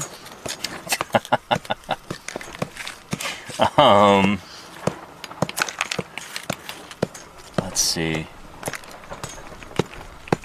Well, I think it might be a little premature, but that sauropod paper that I really like from Australia, I think it was with Diamantinosaurus, where they, oh, hold that thought. Look, we got a big, beautiful robber fly on top of that top jacket there. Check out this big boy. Look at that. Gorgeous robber fly there. These are our friends in the quarry. What's that? America's next top robber fly. Yeah, look at you. These guys are some of our best friends in the quarry, You go! because they will catch and kill and eat all kinds of biting flies and other stuff like that. So they're, yeah, they're a great friend to have around. Yeah. Yeah.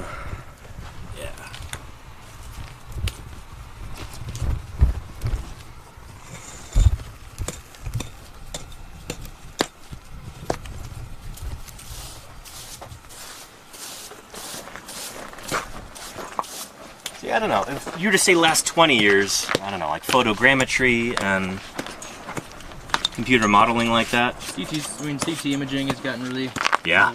common in past Yeah. years. Yeah, synchrotron stuff. Mm-hmm. But I think photogrammetrizing and then like undeforming fossils in the computer will be that'll be a really big thing over the next 10 years. 3D printing. Although, how much research application does 3D printing really have? It's great for outreach and for creating displays and stuff like that for museums, but... One of the UPOP talks I went to, Uh-huh. she was studying ammonites. Uh-huh. And she 3D printed a bunch of ammonite shells to test their hydrogen. Oh, that's pretty cool. Yeah. Yeah, I saw a talk about some kind of snail. They're like, are they conches or something? They have these big spikes coming off of them. And so it was like 3D printing those and then testing their resistance to crushing pressure for like rays or something that would be trying to eat them. That was really, really neat. Oh boy.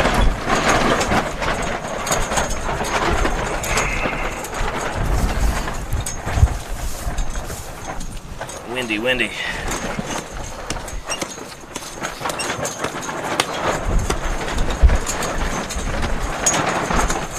Yeah, oh, and then somebody had a question about Reddest Panda, welcome. Wanted to know what do we know least about dinosaurs? Appearances, lifestyle, behavior.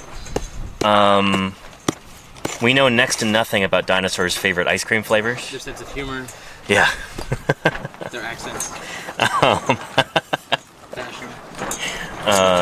No, earnestly though, we don't know a lot about dinosaur coloration for one thing. We're starting to figure it out for a few dinosaurs, which is really cool. If they have preserved skin or feathers, we can look for melanosomes, for color cells in there. We know next to nothing about how to tell male and female dinosaurs apart, and that might just be that skeletally they're pretty much identical, so there might not be really any real differences to spot.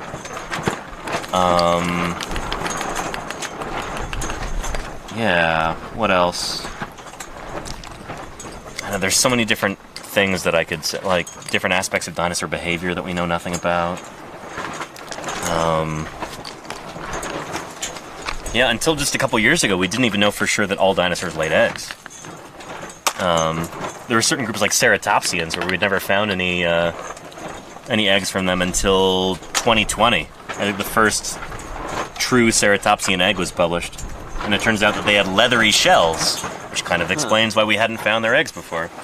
Because it's much more difficult to preserve a leathery shelled egg, a soft shelled egg, than a hard shelled egg.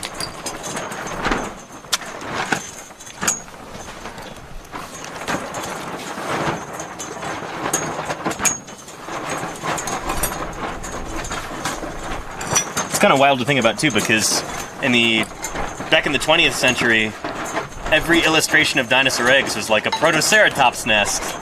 And then it turns out those weren't actually Protoceratops eggs at all. The like quintessential dinosaur egg turned out to be from the wrong kind of dinosaur.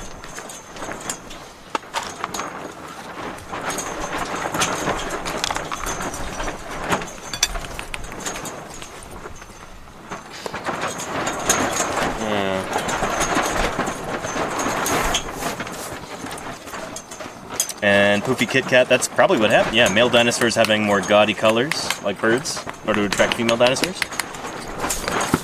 So birds, they exhibit sexual dimorphism in terms of their body size and their different feathers and their, different colors on the feathers too.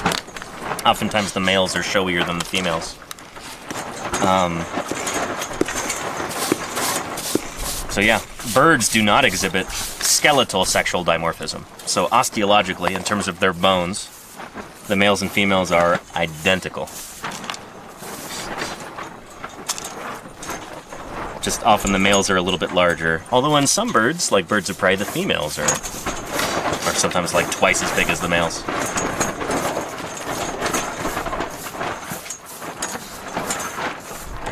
Yeah, there are a few birds where the female is actually more brightly colored than the male in a few groups. Does anybody know what those might be? Justin might know. No? Tinamous are an example, where the females are more brightly colored. And it might have something to do with the males, like all of the guarding of the nest and incubating the eggs and everything, that's all the male's domain. So he might have to be camouflaged in order to, sit on the nest. Is it a reverse? If the male is investing more in reproduction, is it sort of a reversed behavior situation where you have... like the females showing off to the males? Well, yeah, like the male has more to lose, so he's got to be choosier. I think they do it kind of like ratites. Okay. Where, related, yeah. Yeah. Well, some people consider tinamous to be a kind of ratite. Ratite might not actually be a They're paleognaths either way. But yeah, the male will build a nest, and then different females will come and breed with him and lay their eggs in his nest, and then they just buzz off. But the weird thing is, the eggs are extremely brightly colored, to the point where it's like they're super uncamouflaged. And that might actually be an evolutionary adaptation to require the male to sit on the eggs as much as possible so that they don't get eaten.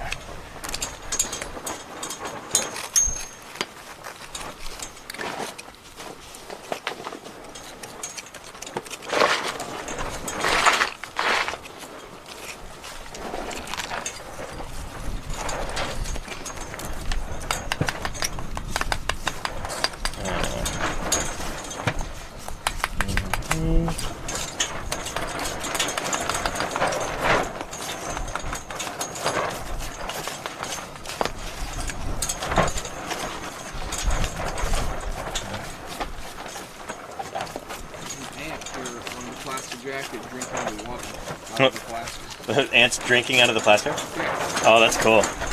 Don't shoot, let them burn.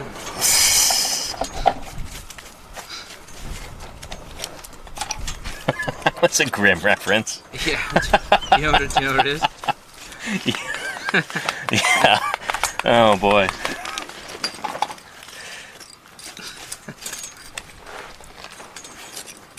What prompted that? Well, you said the ants are drinking out of the plaster. So I'm just like, let them seal their own fate. Oh, right. No need to do anything extra, just let them do it. And we used to get these butterflies, these kind of drab brown butterflies in the Hell Creek. And anytime we'd be like spraying Vinac over some of the bones, they'd love to come over and just stand on it and drink out of it. It's like, that cannot be good for you. Yeah, bro. Drinking acetone. It is tasty though. It's not good for you, but it is. It's nice and cool, really you know? Yummy, yeah. It's so cold. This water's really cold. Who did that happen to? I think it was Jim, right? Was it Jim? Yeah. Shoot. Mixing acetone instead of water into the plaster. Oh man. Yeah. And no, you're totally right. Yeah, ostriches, the males sit on the eggs and watch over the young and everything else. Isn't it like co-parenting with ostriches? I don't think the female sticks around. Maybe she does. I don't know. I know in cassowaries and emus, it's the male. Yeah. Only, but I'm pretty sure ostriches co-parent. Interesting. Okay. But in the Wait, event- but they're also like, there'll be multiple females that will breed with the same male and lay their eggs in his nest, right? It's not like it's a monogamous thing. Maybe it's like communal? I don't know.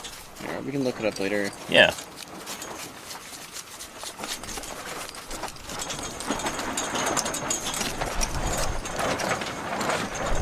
Yeah.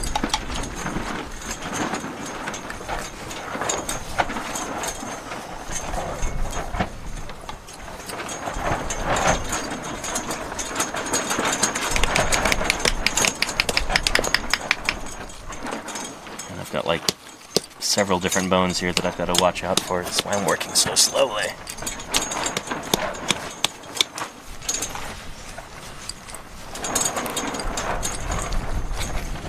Junk. Okay. Thanks for checking.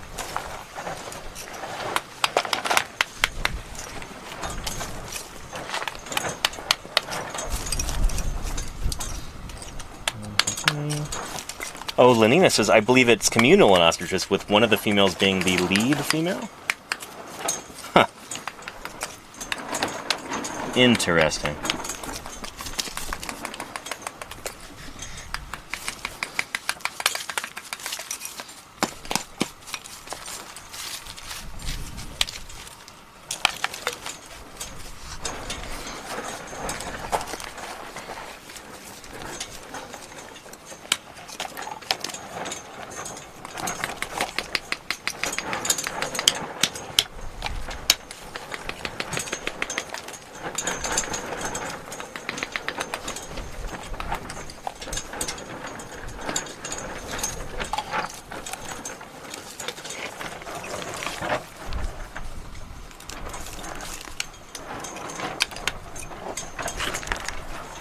And let's see.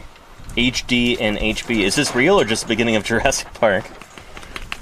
Well, that was real, so. Yeah. No, welcome. Yeah, here, I feel like I should do a quick little station break. Welcome to Paleontologizing. We're here in eastern Utah, digging in sediments from the earliest Cretaceous period, about 140 million years ago. And, yeah, you're watching live. Let me know if you've got any questions.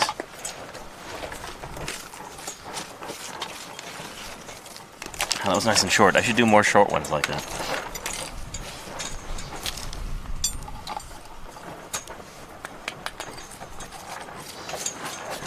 Oh, and do penguins take turns with incubation? I think they typically do, right? Most species? Yeah. Yeah. Yeah, you were right about that, Dr. Job. Yeah. Emperors are the ones that are well known for it, but I think all of them. Yeah.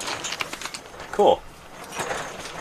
Yeah, Fisher and I saw some penguins at the aquarium in Salt Lake. About what was that? It's like last year at this point. No, it was like a week and a half ago. 2 weeks. 2 weeks ago. Today's Thursday. Yeah.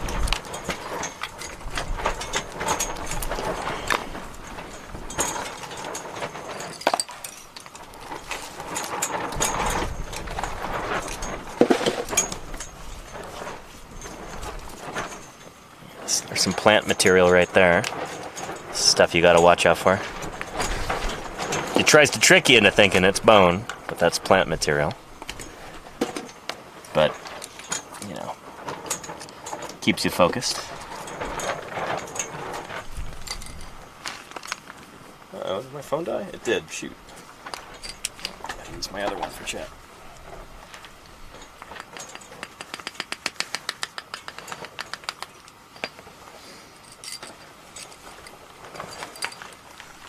There we go. Yeah. Oh, and today is Thursday Birds Day, isn't it, Lenina? Well, happy Thursday Birds Day to everyone. I actually saw, did you guys see the 7 birds this morning? No. I was walking to the Groover and I hear this really weird, like, bird call. And I look and I look out past camp and there's 7 black birds flying east, I guess, over camp. I heard the calls. I didn't Yeah, it was like, they sounded like a weird squeaky toy or something like that. And they had kind of a clumsy flight stroke. Almost reminded me of a bat or something like that. Those poor creatures. But, yeah, I don't know what they were. They looked bigger than a robin, but smaller than a crow. And kind of a, like... What's bigger than a robin, smaller than a crow? Pictured in John Steinbeck's Canary Row. It sounded like a poem. Like a riddle.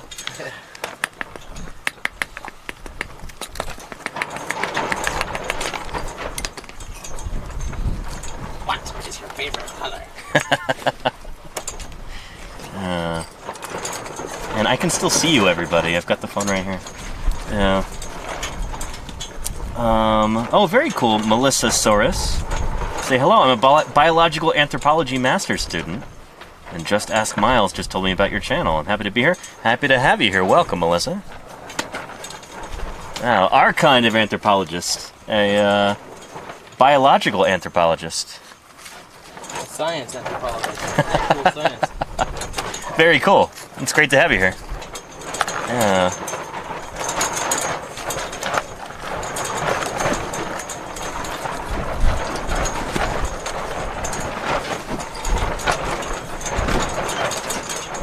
And, oh, Lenina, thank you for reposting that from Foxy Grandpa. Do you guys ever play tricks on each other and bury something funny like a rubber duck? People in the group define. We haven't really done that here, but there are, you know, we've definitely heard stories. Dawn has done that before. With the Piltdown rabbit. Yeah. He found a rabbit skull, like a modern rabbit skull, out on the surface somewhere. And he colored it black with Sharpie and, like, buried it in the quarry, put it under a rock or something. I like to play this fun game where Yeah. whenever Danny's streaming, I try to be as insufferable as possible. No, you're great. I think I'm winning. Yeah. Everybody here has been great. And Lordy, hey, thank you for the raid. How are you doing? How did your sewing turn out? Tell me all about it. And Happiest Collie, thank you for the 33 months. That is spectacular. That's almost a whole year, right? Thank you. I'm glad you laughed at it. That's been a running joke for like 3 years now. Like, oh, 17 months. That's almost the whole year. Wait a minute, that's not right. Get him, boss. Get it, boys.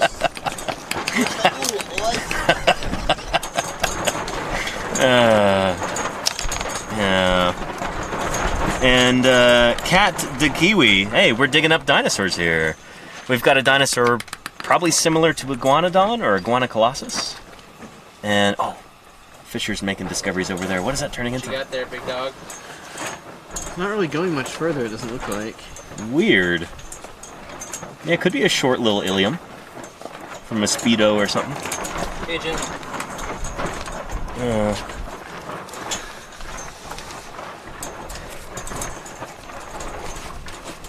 Sweet. Oh, and where are we excavating? Oh, sorry, Cat the Kiwi. We're Sure. we're near Moab, Utah right now. Sounds good. Yeah. So we'll see you in about an hour, or? Yeah.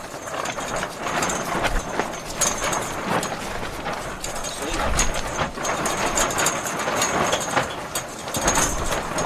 Yeah, right. Thank you. Wow, it's nice. And let me caution, hey, thank you so much for the 2 months of support. Hope things are going well for you there in Antwerp. It's good to have you here. Thanks for your support.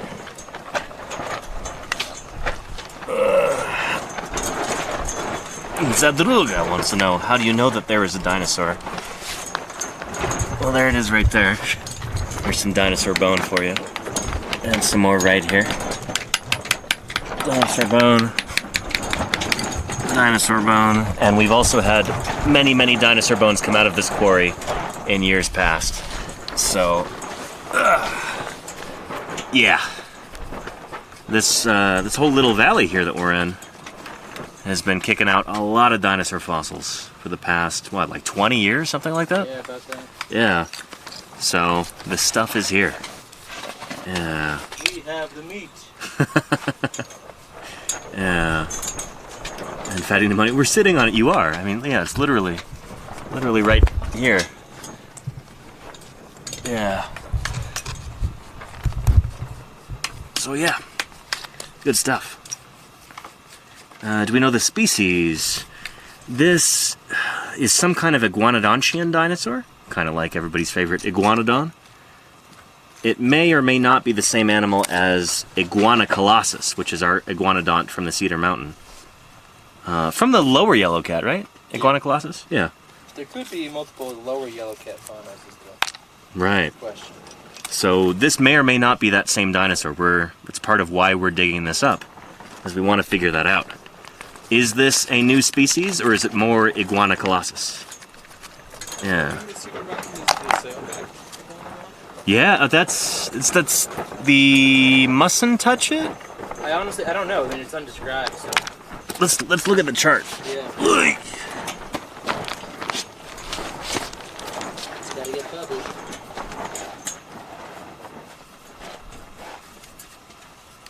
Let's see here. There we go. So Jim, who will be here in about an hour, was the brains behind this. Yeah, it's from the poison strip, it looks like. The sailback iguanodont.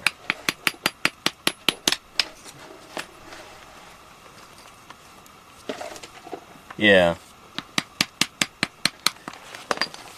So the poison strip is the big blocky stuff up there, right?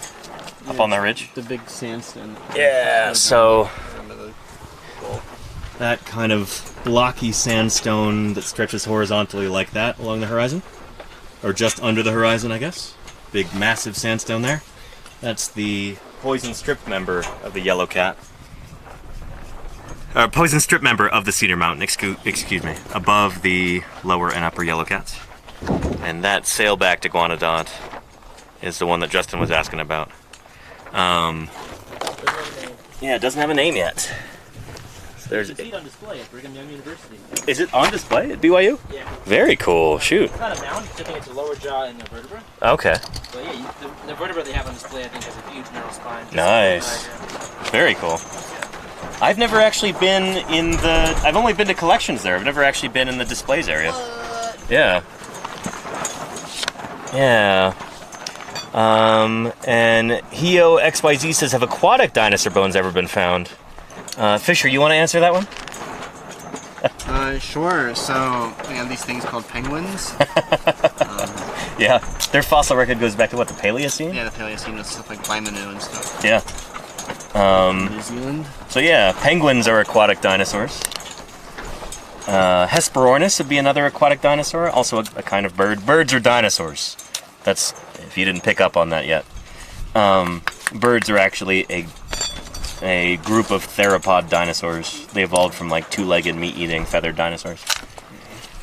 So yeah, the only aquatic dinosaurs that ever lived are, well, the only oceanic dinosaurs at least are birds. Marine dinosaurs. Marine dinosaurs, Yeah, thank we you. have like spinosaurids and stuff. Yeah. In freshwater. Excuse me. Yawning. But yeah, the other creatures that you might think of as being like ocean dinosaurs aren't dinosaurs at all. They're not even archosaurs for the most part. Yeah, yeah. There are various other groups of marine reptiles. Although thalattosuchians are archosaurs. Yeah, and as are marine crocodiles. Yeah. But, you know, the big famous marine reptiles of the Mesozoic that you probably think of are not even on kind of the dinosaur side of the reptile family tree. They're more so on the lizard and snake side. Some of them even are a subset of lizards. Yeah, like mosasaurs, yeah. Which are closely related to varanids, which is the group that includes Komodo dragons and water monitors and that kind of stuff. Yep, there you go. Are there any poisonous dinosaurs that we know of? Yeah, what's that? Is it the Pitohui? Pitohui? Or is it from New Guinea? The little poisonous bird. Is it from New Guinea? I thought they were from South America. I don't know. Okay. I don't even know how to pronounce it or how to spell its name. Yeah.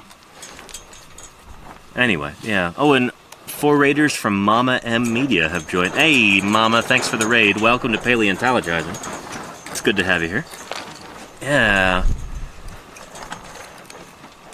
Toxic Bird. That sounds like a band name, Claire Burr. I like that. Opening for Johnny Iguani and the Alien Boys. Yeah. There you go.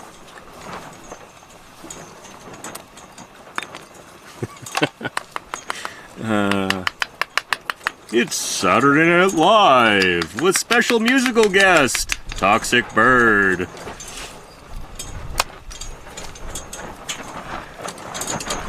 And Mama M, thank you for the raid. I'm glad you were able to raid in while we're out on the dig. Yeah.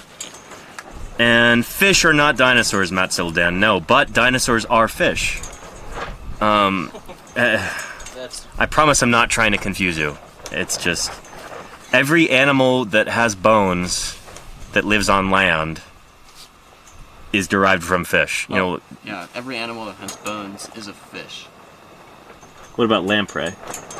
Do they not have bones? No, they don't. They have like a cranium made of cartilage. Okay. Yeah, I guess any animal with bones is a fish. Yeah, he's right. As usual. Yeah. All land animals that have bones are derived from fish that came up onto the land. For the first time in like the Devonian period, about what was that, 400 million years ago? 350 something? 350, 340 something. Yeah. Anyway, don't just ask me. Ask any paleontologist. Ask any Taxonomist. taxonomist, like evolutionary biologist. veterinarian if they know their stuff. I hope they teach, you know, the history of life in like veterinary school, but I don't know. They probably don't. I guess it depends what school you go to, what kind of courses you took in undergrad and that sort of thing. Yeah. Yeah. And is cartilage considered bone? It depends. Well, not really. No. You can have a cartilage skeleton. Yeah, like you can have bones made of cartilage, but those bones are not made of bone, I guess. Well, a lot of bones are derived from cartilage. Yes. Yeah. Right. Uh-huh. Right. So it's like the ancestral tissue, not ancestral, but the original prime tissue that a lot of bone is formed from. Like even like our ligaments and stuff, right? They're ossified in the real. Sometimes, or there's at least like a epiphyseal plate. Yeah. Dr. Javasaurus says, so I am a pescatarian after all? Is that your particular denomination? I don't know. Yeah.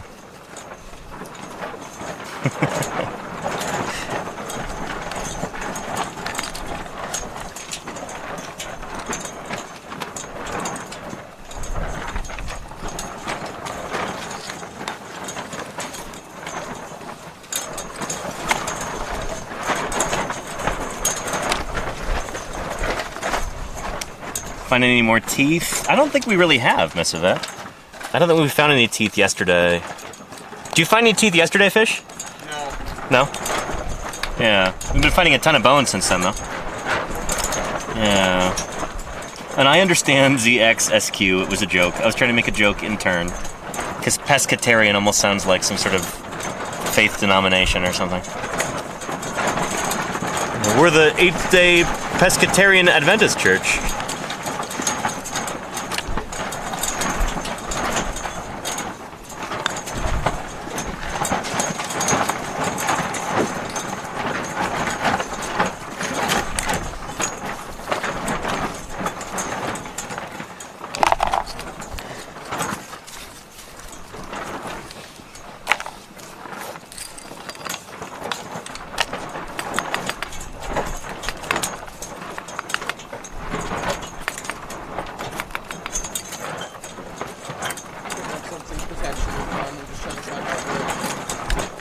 Say again? I think I have something potentially interesting. Oh, let's take a look at that.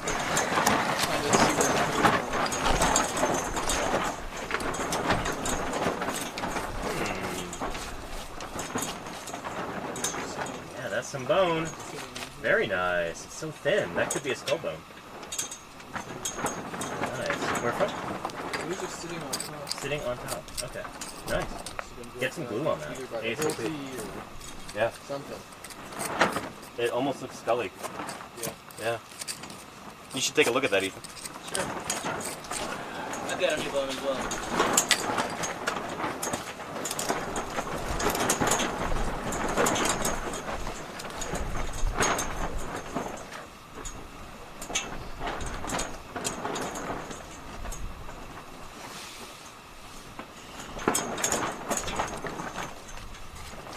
What's the end of that?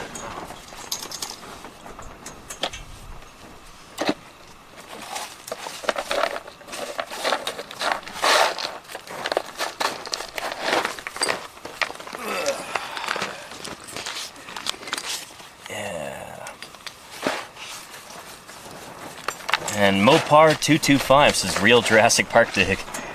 Is that Mopar like the, what is that?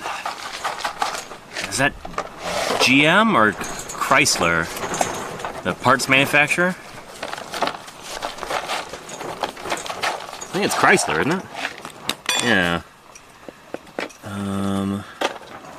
And Lights View Photo, great question. Are the bones you're finding from the same dinosaur or different ones? Or is it too early to tell? Too early to tell. Yeah.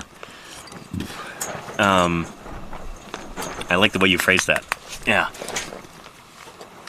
Many of these will be from the same dinosaur, but many of them might be from different individual dinosaurs of the same species or different species altogether.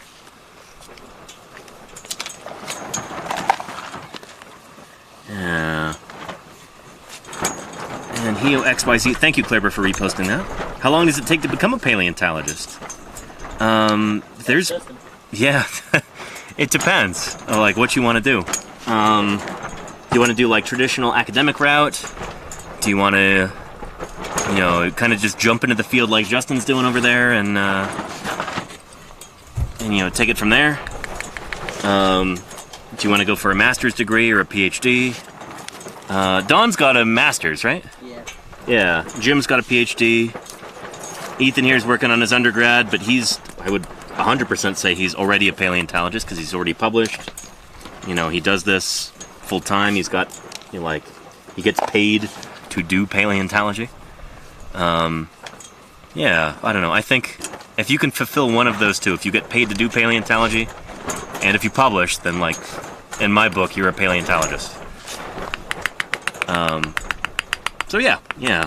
Not everybody can afford to necessarily, you know, get all the traditional credentials and everything like that.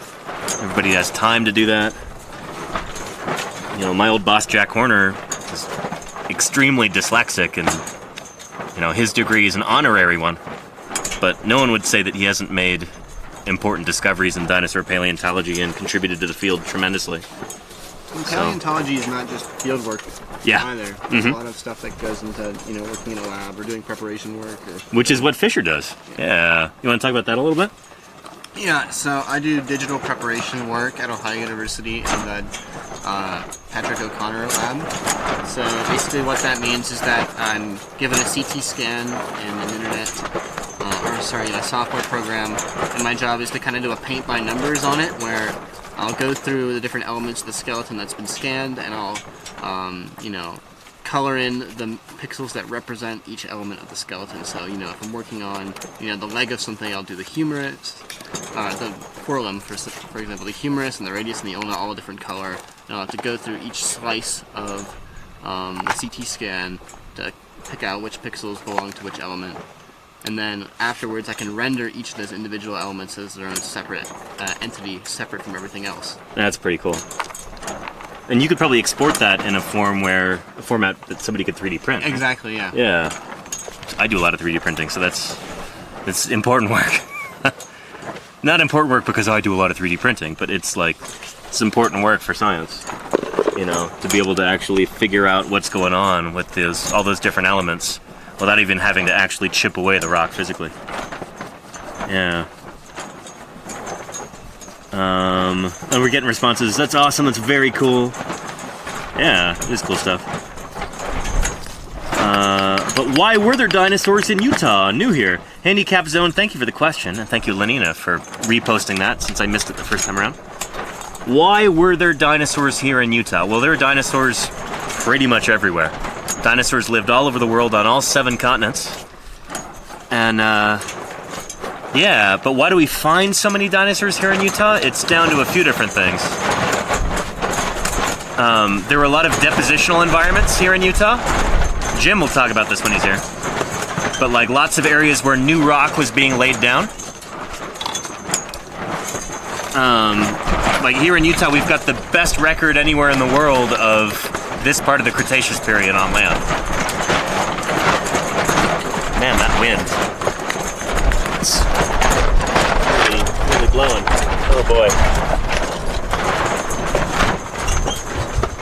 Thanks, Fisher.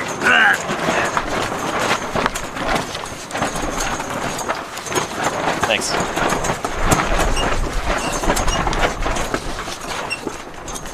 Yeah, and then, so, yeah, we're lucky that a lot of dinosaurs got buried in sediment back then, and then they happen to be exposed at the surface right now, because we've got a lot of the right kind of land now where you've got bare rock right there on the surface, where we can find these fossils, and then dig in further once we find a little bit on the surface. Yeah. And Lassa Kroner says, unfortunately, the soil where I live wasn't good for keeping their remains. Yeah, that's true for a lot of places. Yeah. Oh, you've got a bachelor's in microbiology. Very cool, Hio. That's awesome. It is great to have you here. Welcome to Paleontologizing. Yeah, I hope you stick around. We're going to be doing this for about the next, what, week and a half? Something like that? Yeah. And then I'm going back to California, where I stream every weekday from my office, talking about latest publications in vertebrate paleontology, mostly dinosaurs, because that's what I work on. And yeah, so this is what I do full time. And glad you could be here. And Mopar, yeah, absolutely. Dinosaurs are even in the northern cold parts of the world and the southern cold parts. We've got dinosaurs from Antarctica, from like above the Arctic Circle, all over the place. Oh, thank you, Justin. Yeah.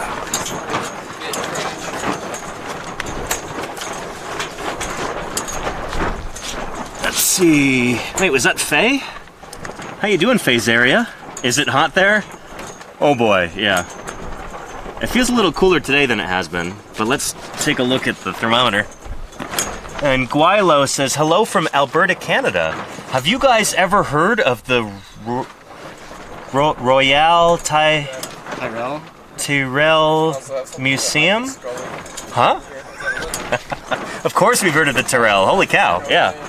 One of the greatest dinosaur museums in the world. I've never actually been there myself, which is kind of strange, I suppose. Have you been there, Fisher? I have not, no. No, I think Ethan has. But I do really much enjoy their speaker series on YouTube. Oh yeah, it's great. Yeah. Yeah, you'll be on there in a few years, I'm sure. We'll see. But yeah, I've got some friends who have worked at the Tyrrell or gone up to do collections visits and stuff. Here. Current temperature here, Faye, if you were wondering. Take a look, it's the bottom number. 102 in the shade, under the clouds, under the shade tarps. Yeah. So, 102.14. Is it hot here? Nah. Maybe 110, 111, that's hot. This is, you know, this is barely above body temperature. This is, nice and comfortable. You could just slip right out of your skin. Yeah. Anyway, how you doing, Faye? It's good to have you here. And, glad you could join us. Yeah. And Nico Domino says, hey, cool stream. Glad I found you guys. Welcome, Nico. It's great to have you here. Yeah. It's a dry heat, 5280 anti. Yeah. You know, it's a cold heat. Oh yeah, you can blue. See that bottle that says thin? Yeah. With the skull and crossbones? Yep. That's the thin stuff. You can put that in your bottle as well. Just don't drink too much of it. Elder Goth, thank you, Clairebear, for reposting that. Do you find coprolites in these cores? Have you guys found coprolites here? I don't know. Yeah, I don't remember finding any last summer. Yeah. I don't know, sometimes in quarries like this, kind of swampy areas, you might find crocodile coprolites. They're kind of twisty in shape. I don't know if I've ever actually found a dinosaur coprolite in all my years of digging and prospecting. I don't think I've ever found a dinosaur coprolite, but I've found plenty of little croc poops. Yeah. Yeah.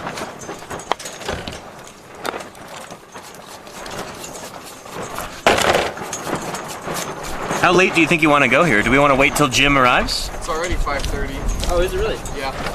Yeah, I kind of feel like staying a little later. I Yeah? just found a new bone. So That's cool with me. about that. I want to keep working on this little guy. And Cat to Kiwi, how long have you been working at this particular dig site? This summer we got here on July 18th. Today's what, the 27th? Well, today's our 10th day here. 10th day here? Okay. But yeah, but this particular quarry is how many years old? Shoot. I think 15 or 16 years old. 15 or 16 It years? was discovered in the 90s, but we didn't start working it. Jim and Don didn't start working it in earnest, I think, until the mid late.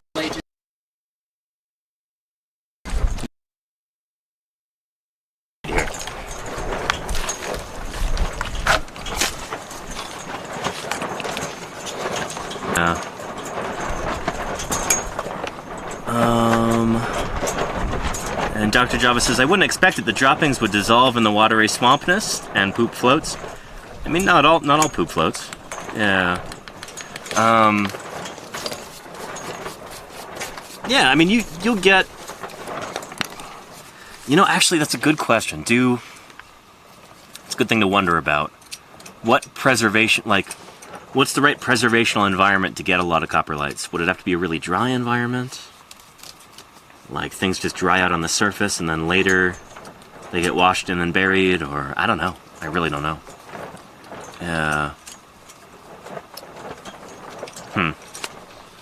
That would be a question for, like, Karen Chin or somebody like that. A coprolithologist.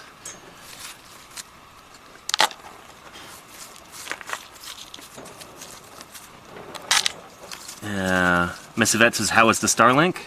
It's working so far. Yeah. Can't complain about that.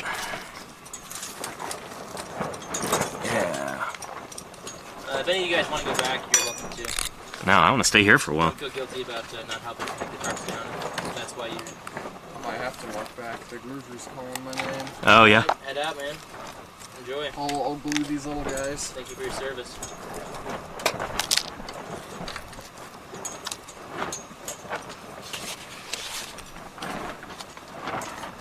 Do we ever find old bugs? Ass phase area? I don't know if we've... Have you found any... Fossil insects? Yeah. Never. Or crustaceans or... Never. Any kind of arthropod? Not at this site. Yeah. Might be the wrong kind of preservational environment. Like, the same environment that, preserves fossil bone. And bone is made of, like, apatite, stuff like that. Hydroxyapatite? Yeah. Yeah. That might not preserve, like, the chitin in the exoskeleton of an insect or a crustacean or something. Yeah. Yeah. And, Cyberdami, hey, welcome to you. How are you doing? Cyberdami. What a cool channel. Thank you. I'm glad you're here. Welcome to Paleontologizing. Thanks, man. See you in a bit.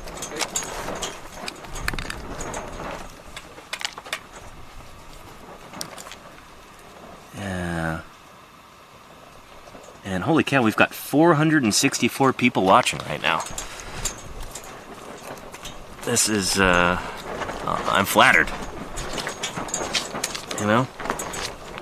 Shows that people are interested in this stuff. You know? We should really have more paleontologists doing live streams from the field. But it's not easy to figure out necessarily. It took me years to get this setup going.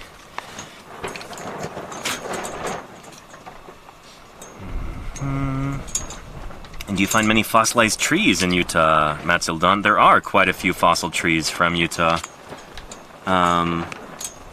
Yeah, there was a huge araucariid tree, kind of related to like modern monkey puzzle trees. From was that from Dinosaur National Monument? The one that Phil built the skid thing for? The big araucariid trunk? I'm actually not familiar with the story very well. Okay, I think it is from the Morrison, like Dinosaur National Monument. But yeah, we get lots of fossil plants from Utah as well, including like tree trunks and stuff. Yeah. A fossil wood is one of the most common things you find, just kind of lying out on the surface. Yeah. Yeah, shoot, there's a bunch of it up there on that ridge, right? Yeah, you carried back a big piece to camp the other day. Yeah. Yeah, I forgot about that. I mean, those are the really large chunks, but yeah, just wandering around in here, you can find all sorts of little chips of wood. Mm-hmm. From the early Cretaceous period. Yeah. And I've only worked on dig sites in the States, yes. Cat, yeah. And I've been streaming for 3.25 years now. Yeah, I started in May of 2020. This is the first year I've really done serious fieldwork streams, because I didn't have a working Starlink until this year. Yeah. maybe at the next conference you could host a talk on using the internet/social media to share the knowledge. Kira Nears, that's a great idea, and I have plans for something like that, yeah. I can't tell you about it yet, but yeah. Welcome, by the way. It's good to have you here.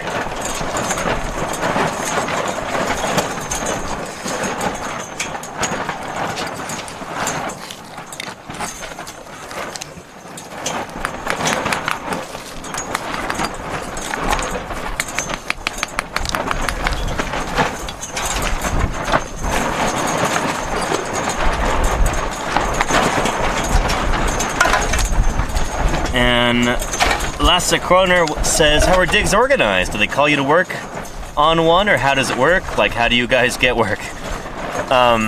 So Fisher and I are volunteering here out of the goodness of our hearts and for the pursuit of scientific knowledge, and because it's fun and we like to do it. Yeah, Ethan's actually an employee of the UGS, so he's getting paid to do this, but I don't know, if he came from a moneyed background, he'd probably be out here doing this, you know, volunteering just like we do. Not like we're from moneyed backgrounds or anything. We're not. But yeah. Ethan's bosses have been, you know, running excavations in this area for a long time. And this is a scientifically important area. We knew we could get a lot of bones out in about 3 weeks, and yeah, it's just an ongoing kind of yearly thing. Yeah. And Mortis Modi says, we need more academics streaming and sharing. Too much of their good work doesn't get out to the public. Agreed, 1000%, yes.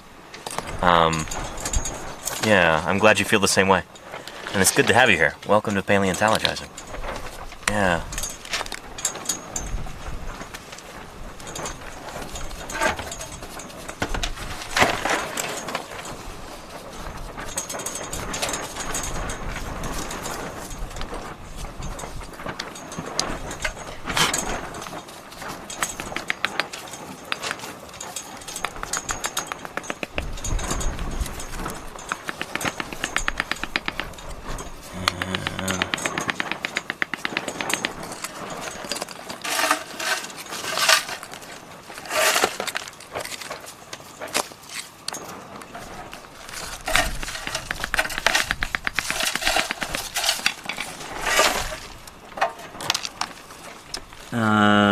Sculpin01, what a great name. Sculpins are really cool fish. I've been passing the word around about your efforts to keep streaming. Thank you, Sculpin. I appreciate that.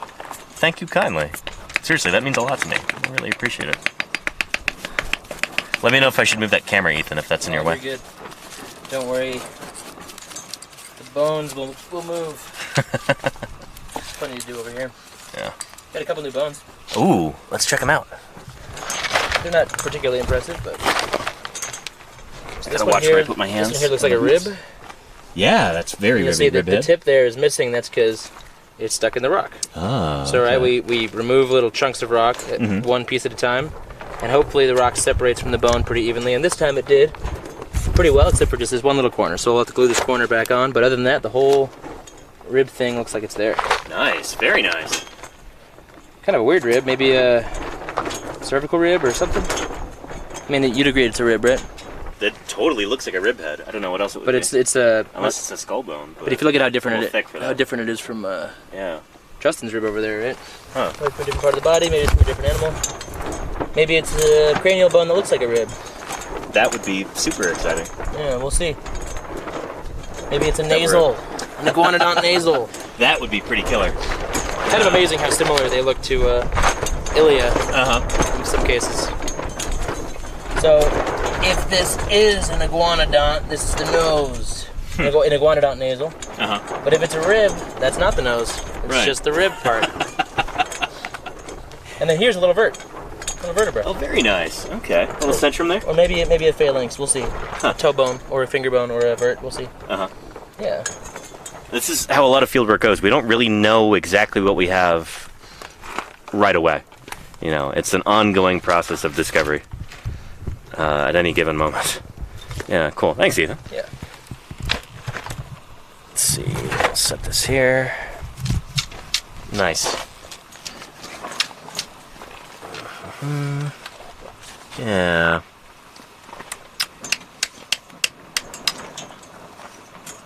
Let's see the thumb. Yeah, Dr. Java. It would be really cool if we found a thumb spike here. I don't think we've ever found one from this guy. Yeah. I suppose we don't know 100% for certain that these guys even had them. Yeah.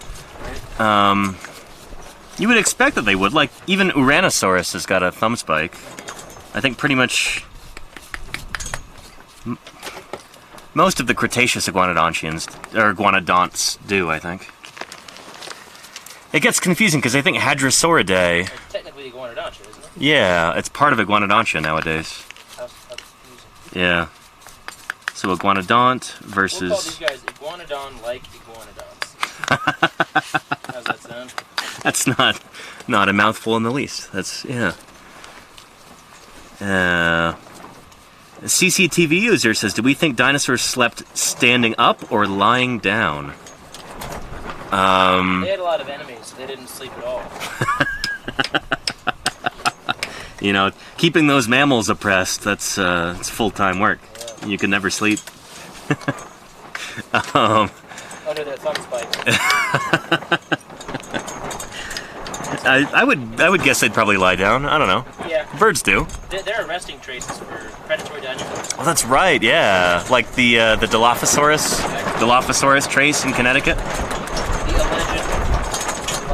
Yeah, it may or may not be Dilophosaurus, but from some Dilophosaurus-sized theropod from about the same time as Dilophosaurus. Yeah.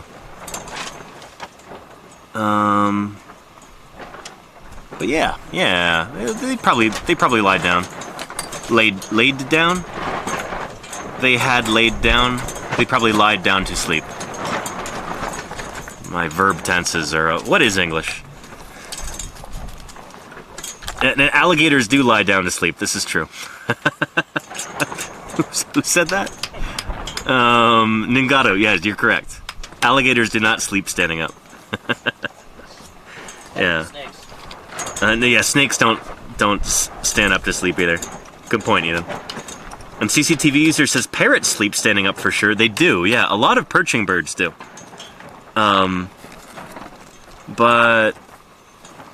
yeah, but that's like a special thing that perching birds evolved after they split from the rest of Dinosauria. Long after that, actually. If you look at more quote-unquote primitive birds, you know, paleognaths like tinamous, ostriches, cassowaries, rheas, emus, they all sleep lying down, I think. I don't think any of them stand up to sleep. Oh no, shoot, tinamous do. I think tinamous do stand up. They like kind of balance on a tree limb, and they like kind of, they rest on their ankles, I think, on a tree limb. They can't perch. It's really weird. Have you ever seen them sleep, Ethan? No. Tinamous? It's kind of crazy. But they'll like balance on a tree limb and they'll just sit on their ankles because they can't perch. I'd love to see a video of that. Yeah. Cool. And hey, do we know what colors some dinosaurs were? Like Brachiosaurus? No. We don't know what color Brachiosaurus was, but other dinosaurs, we've been able to figure it out. We've got a color command for that. Yeah. Handful. Yeah. Psittacosaurus, Microraptor, Sinornithosaurus, Archaeopteryx, Borealopelta. Yeah. Yeah. But so far, no sauropodomorphs. Yeah. No long neckies. Yeah. Wispy Willow says, what made you want to become a paleontologist? Because I couldn't make a living as a dinosaur. Yeah. Shy Gamer says, maybe they did what some whales do when they sleep. Maybe. I don't know, whales are pretty specialized, though. Apart from being mammals. So yeah. But who knows, dinosaurs are a very diverse group of animals. Maybe some of them had weird sleeping habits or something. I don't know. It's hard to say. Yeah. And Rough Matty Art, hey, welcome. It's good to have you here. Is that our Maddie? No, different, Maddie who's been here before in chat for like a couple years, I think. Anyway, good to have you here. She says, first time I'm seeing you dig live. That's awesome. It's awesome to have you here. Thanks for joining us. Yeah. Yeah. Let's see.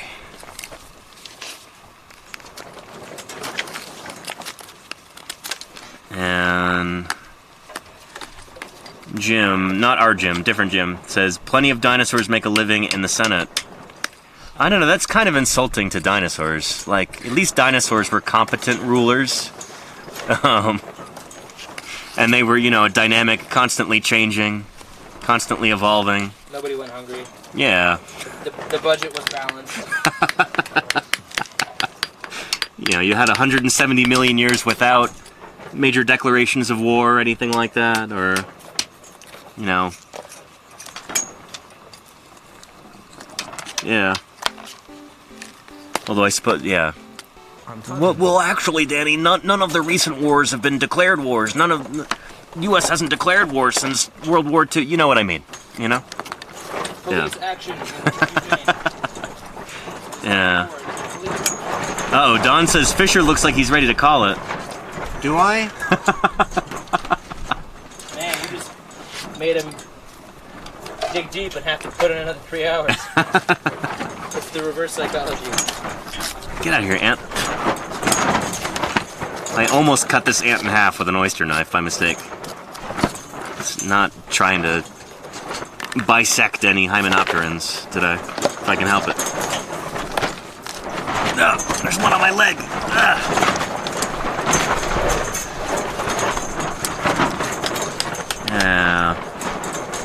Yeah, and Light's View Photo says, I'm in Arizona and just learned that Sonorosaurus is the state dinosaur. The more you know. Is it Sonorosaurus? Oh, yeah. I was a little disappointed by that. Do you even know what that is? It's some kind of sauropod. Might be a brachiosaur, might be a titanosaur, might be a, who knows? Pretty rough specimen. Yeah. Honestly, Scutellosaurus would have been a much better state dinosaur for Arizona, or Dilophosaurus. Yeah. But do you know why they couldn't do Dilophosaurus? It's in the reds or something? Connecticut. Oh, how dare they? Connecticut took Dilophosaurus. They need, not Growlither, they need, Eubrontes? Brontes. Yeah. How dare they? Anyway, we did a whole stream on state dinosaurs a few months back. And, yeah, shoot, Connecticut really did Arizona dirty, taking Dilophosaurus. There's enough to go around. Yeah, I guess, yeah. Everyone have Brontes. I mean, shoot, state birds. There's like 9 different states that have the western meadowlark as their state bird.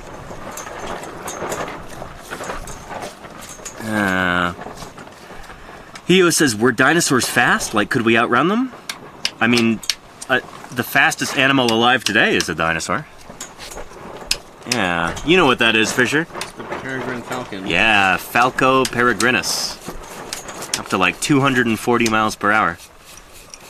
So can you run 240 miles an hour, Hio? If you can, I'll be impressed. Yeah. Dinosaurs had avian respiration, and Yeah. so they were likely much more efficient sprinters than mammals like we are. Yeah, so most dinosaurs would have probably impressed you with how fast they could move, even if they're pretty massive. That was actually something that I really liked about the Jurassic Park novel, back when I read it in like middle school.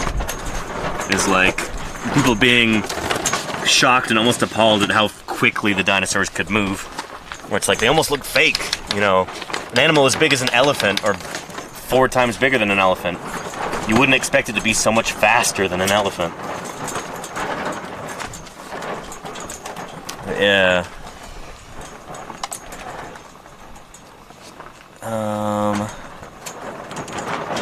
Yeah, anyway.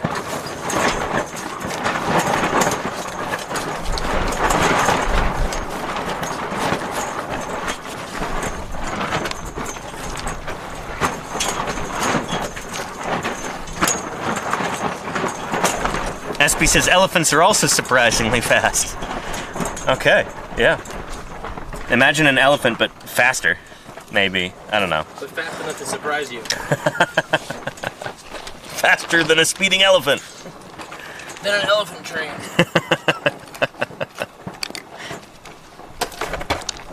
More powerful than an animatronic elephant. Elephant on steroids. able to leap small elephants in a single bound. Run faster, jump higher. And Jordan's, hey, thank you for the kind words. Yeah, thank you so much for doing the dirty work, lol.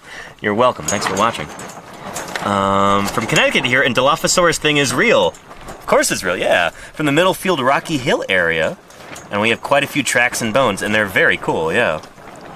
A lot is documented at the Dinosaur State Park and Museum in Rocky Hill, Connecticut. I've even found some myself. That's awesome. Holy cow, well, welcome to Paleontologizing.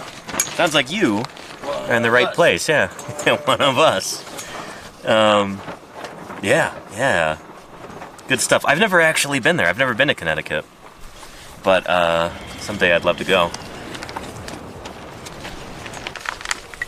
For the record, we're not positive that those tracks... I know you know this already, Jordans, but other people might not know. We're not positive that those actually are from Dilophosaurus, but they're from some kind of Dilophosaurus-type dinosaur, probably. From that same time. And Rose Sand, thank you for those gift subs. I appreciate that tremendously. Thank you, thank you. That's excellent. We've got a hype train going. Beautiful. Very nice. Yeah. Knife Clan says, show us the shotgun X-ray raptor finding machine.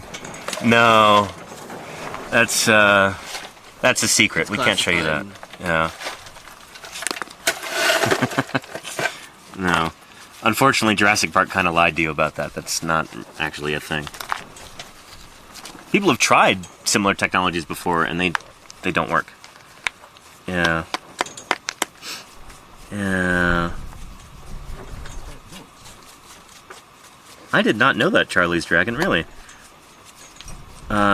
Elephants are scared of bees, so farmers in elephant areas will put beehives around their fields as a fence to keep elephants from eating and trampling the field? Bees shooting them.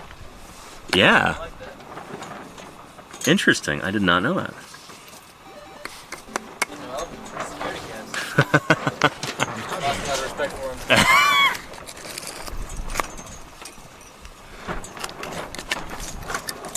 And Rev Matty Art, thank you for the gift sub there to Dr. Java. That is beautiful, and I appreciate it. Thank you very much. Yeah. Alright.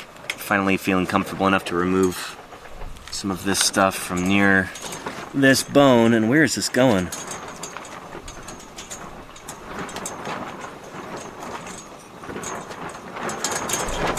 That's weird.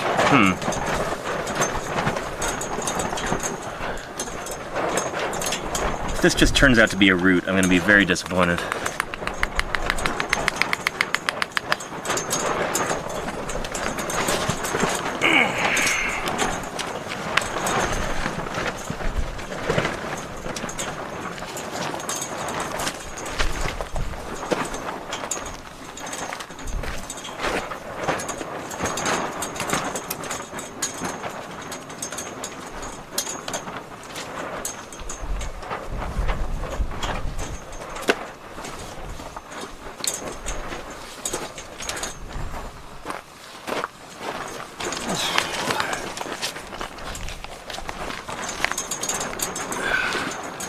And, Anonymous Gifter, thank you for that gift sub to Jack's Facts. That is beautiful, and I appreciate it. Thank you kindly. And Knife Clan, thank you for gifting Unlucky Rabbit there. I appreciate that very much. Good stuff. Yeah. Is that thin there? It is. Kind of a bar there for a second. Go for it. Sorry, you were probably right about to use it. Yeah, it's okay. I can wait. I'm looking at chat. Yeah. CCTV user says Jurassic Park definitely got a lot of people interested in dinosaurs. Absolutely. I knew nothing about them and had no interest in them before that movie. Well, there you go. Yeah. Very cool. My old boss, Jack Horner, was the paleontological consultant for Jurassic Park. And the character of Alan Grant is, like, mostly based on him. For the good ones. What's that? For the good Jurassic. Yeah, the good Jurassic. Yeah. Before Jurassic World. You bet. Yeah. Yeah. Oh, and Kira Nears, thank you for gifting Harry Horror Show. Excellent. Another very cool channel on Twitch, if you're into, like, true crime and stuff like that. Ugh. ants crawling up my legs.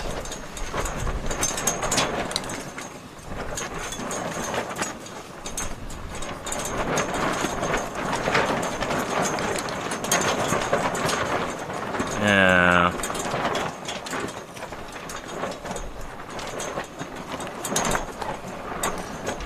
Mark Melbourne, thank you for that gift sub there. Excellent. Good stuff. CCTV user says, Danny, are you a fan of David Attenborough? What, do I have a soul and a brain? Of course, yes. Yeah, David Attenborough is a living treasure.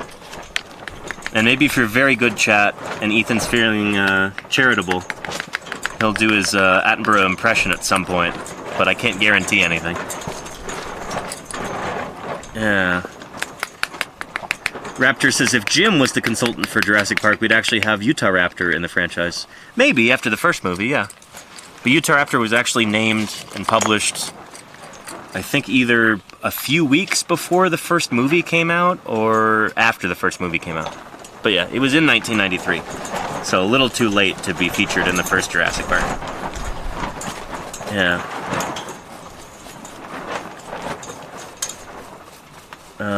Yeah. Oh, and you grew up with David Attenborough, CCTV user? You must be pretty old. He's what, like 94 now? Yeah. He's Yeah. older than that. Older than that? Yeah. May he live for another 100 years. I think he might be like 97. Wow. No, I think he's older than 44, CCTV user.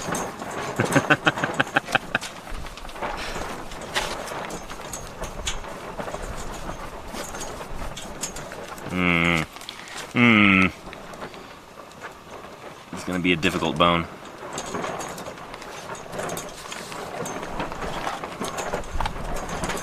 He's 97. You're right, Fisher. He was born in 1927.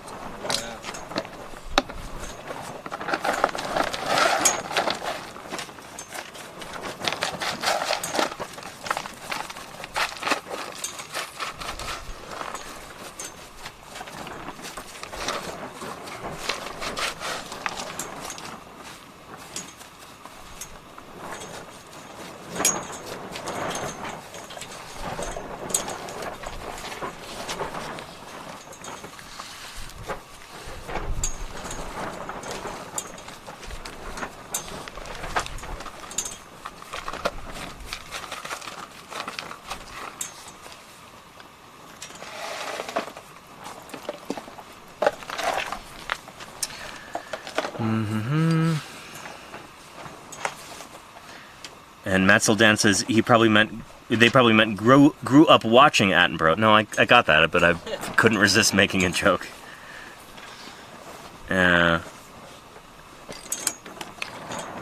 Rose Sand says, Danny, lick it to see if it's bone. I already know that it's bone. If I lick it, I'm just gonna get a bunch of glue in my mouth.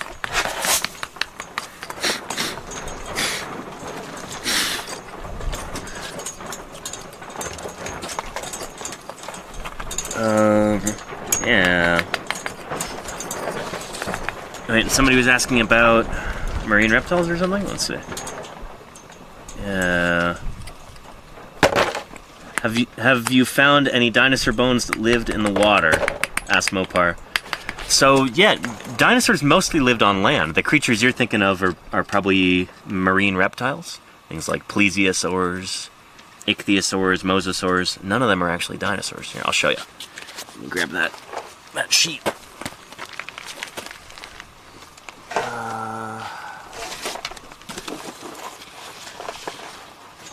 Yeah, there we are.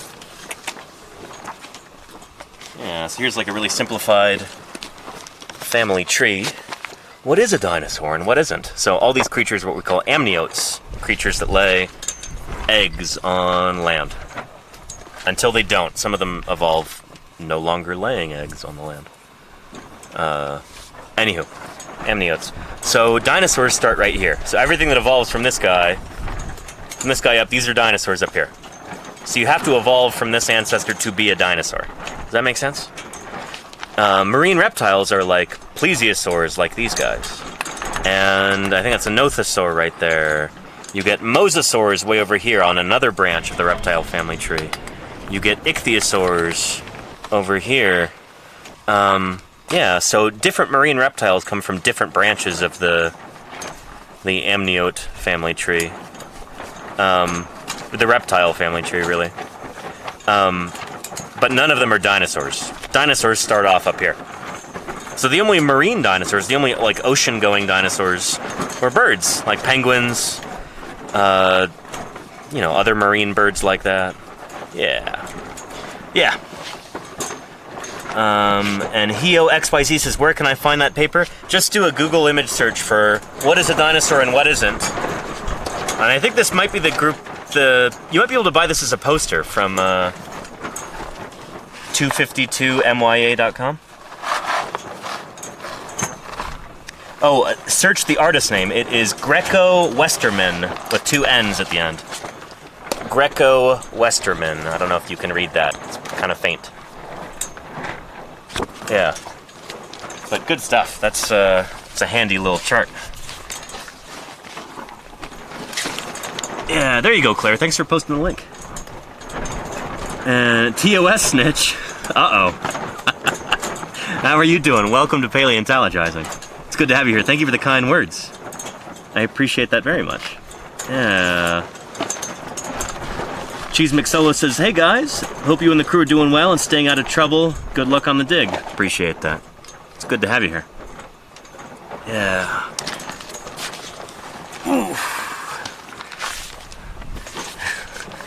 Gecko Postman, gotcha. Yeah, there you go.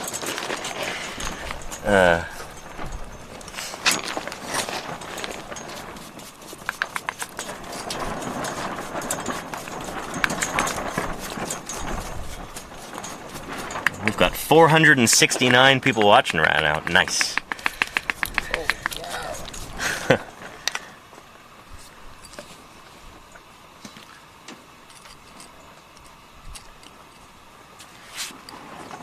Yeah.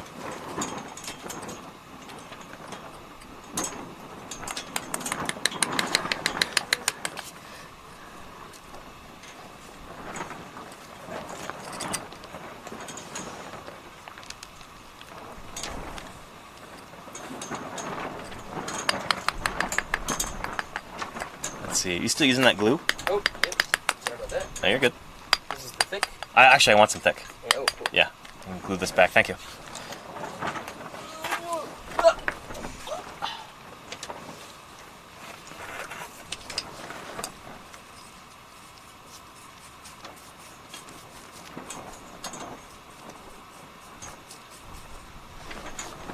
How's your bone looking, Fisher? It's broadening a little bit. Neato. Slightly salted? Oh, that's weird. Is that that thing that looks like an acetabulum on it? Is that rock sticking off the side, that prong, or is that... This here? No, go up a little bit toward me. Yeah, that. This? Is that rock? That's rock. Okay. Weird. Talk to me. Yeah. Huh. Well, it doesn't look like an ilium, really. No. Do it. What in the world?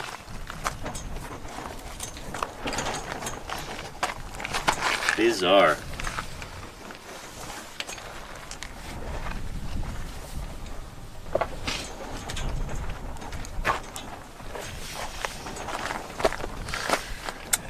This piece of these like little flecks came off. Yeah. It's from like right here. Is this solid here? Yeah, nice. Nice job. Nice job. Somebody had a question about the glue. Like, it's PVA glue, polyvinyl acetate. It's basically like plastic that's dissolved in acetone. And as soon as we have bone exposed, we make sure that we soak it with glue. Because that glue helps consolidate the bone, it helps keep it from crumbling. That's what it does. So yeah, but then if we want to glue 2 pieces together that may have fallen apart, we'll use a thicker mixture of the same kind of glue. And it's important that we use this kind of glue because it's reversible. Like, you can undo the glue if you need to by just putting some acetone onto it. Oh yeah. Yeah, there. Ethan and Fisher chipping away at this, trying to figure out how deep this bone goes. That is weird looking.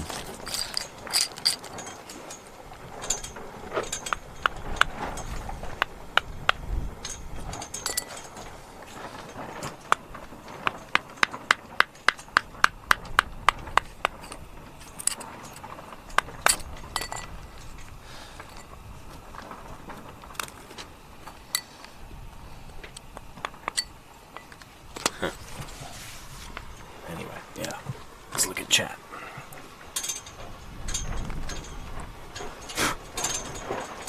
It's curving again. Yeah. What is this? Isn't it a UFO? Are we gonna have to question our theories? We might have to rewrite all of our theories. Kind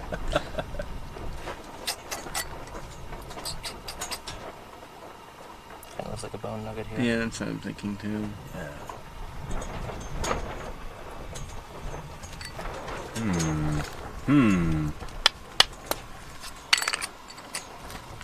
Yeah. And PVA glue, I think wood glue is a type of PVA glue, yes. Yeah. And do you ever dig up gems or valuable stones? No. We don't find those in here. Every once in a blue moon you might find a little tiny chunk of amber, but it'll be like the size of a grain of rice, maybe. I don't know, we've never had any amber from this quarry, right? I can't recall. I don't recall. Yeah. I found... a bunch of Turtle Hill. Oh, okay. Turtle Hill was just packed with amber. Nice. Like big little globs of it. It was kind of incredible. Cool. That's actually really neat. Yeah. You should have like an amber specialist take a look and... Find some little buggies. Yeah. Yeah, I'm sure we got some in the screen washed material. Yeah. Some pan-crustacean friends. Yeah. But yeah, amber is the only thing that you might actually find that would be considered like a precious stone in a quarry like this. And did predatory dinosaurs hunt at night or day? Probably both, I don't know. That's a big group that you're asking about with many, many hundreds or hundreds of species of dinosaur that have been named. At least some of them would have hunted at night, I'm sure. Yeah. It's kind of like asking, like, where do birds live? It's like, well, what kind? It's a big group. And we've never found any shark teeth in here, no. There were freshwater sharks during the age of dinosaurs, but I don't think we've got any remains of chondrichthyan fishes, cartilaginous fishes from this formation. Or from this quarry, at least. There are some from here in the Cedar Mountain formation. It doesn't look very toothy. Yeah. Yeah.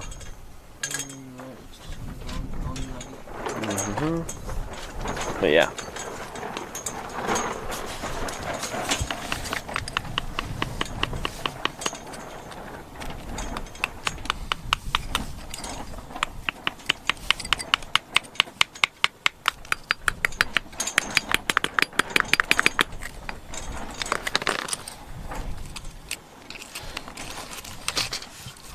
It now ceases to curve. Is it still plunging? A bit, maybe. Really see it Hard to from this tell. angle. What are you? What are your secrets?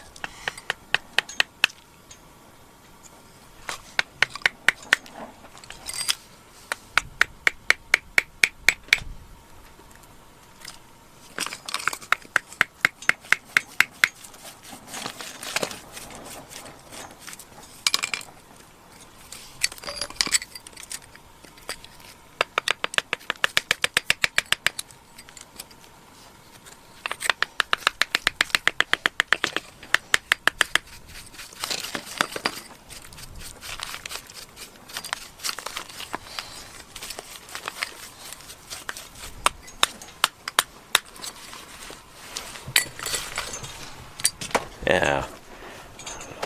I hope this is fun to watch for everybody who's tuning in right now. Yeah. The process of dinosaur discovery happening before your very eyes. Yeah.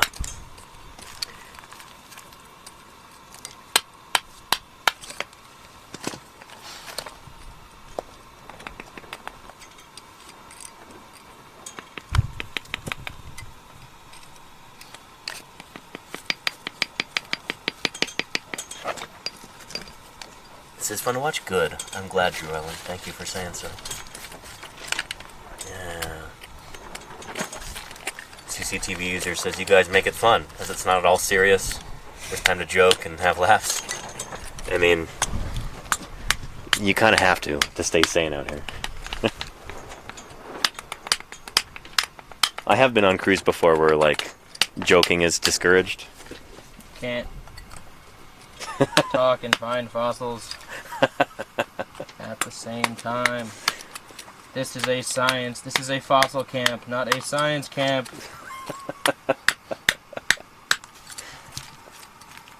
Yeah.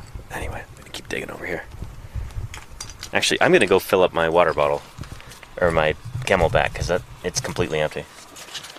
It's looking like a fun thing. Like this flange here is just so bizarre. That's That's the only thing that's kind of making me confused. Is like if this was just like a limb shaft or something, it wouldn't be a big deal. But the fact that we have this big flange right there is really just bizarre. Freight train goes so fast. looks like the end of it. I think so. How odd. How odd.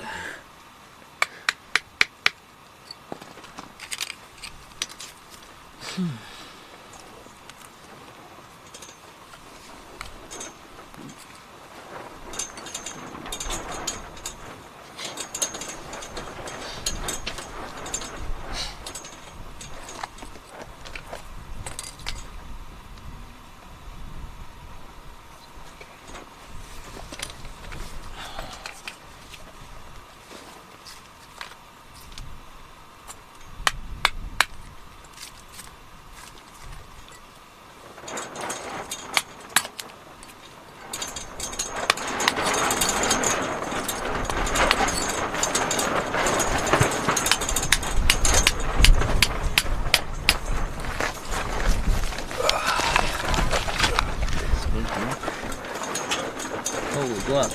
Nice. Doesn't look very good. Does it now?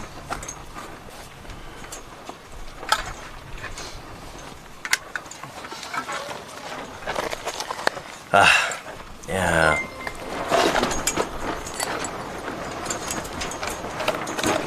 And 6 raiders from the Blarg have joined. Welcome, the Blarg and the Raiders.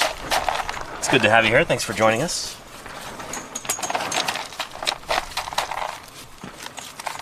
Yeah. Welcome to Paleontologizing. For anybody who's just tuning in, we are digging dinosaurs out in eastern Utah right now, in the earliest Cretaceous Cedar Mountain formation.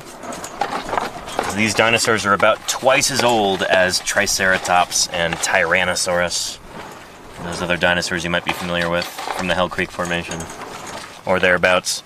Twice as old. This is from the very beginning of the Cretaceous. And Lordy's here. How you doing, Lordy? Welcome, welcome.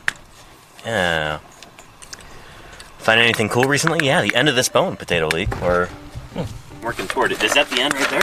No, this is, well, this looks to be, but Yeah. might have something else here. That's... If it's not just What a could nugget. that be? It curves in such a weird way. I don't really have a good answer. It doesn't look like a limb. Weird, like lump on it too. Yeah. It's a big flange. Huh. It's got a bump on it. It's got a bump on it. It's got to be new. Yeah. You could name this. Yeah. And Alex Speed says, so happy to see you in the field. You're bringing science to us all. Thank you. Thank you, Alex Speed, for your kind words and your viewership. I appreciate it. Yeah. Anyway, good stuff. Holy cow, this wind.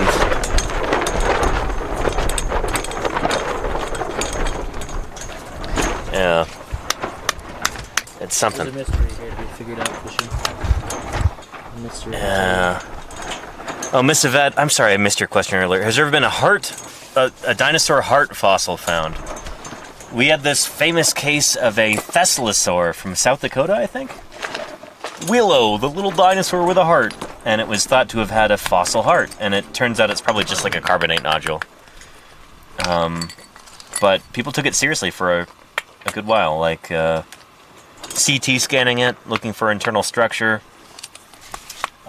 It was claimed that there was an aorta that they could make out in the scans, but it's probably it was just a weird little nodule. But that nodule may have... Now some people are back around to thinking that maybe the nodule formed around the remnants of a heart, which is why it may have had kind of a heart-like structure. So yeah, I don't know. That specimen, I think, is that in DC now, the Smithsonian? I don't remember. I want to say it is, but I'm not. Sounds right. I know DC has a really good Desilosaur, but Yeah, I don't know if it's the same. It's not the same one. I think they have the type as well, but Yeah, because the type specimen of Thescelosaurus that I think Gilmore named, that was at the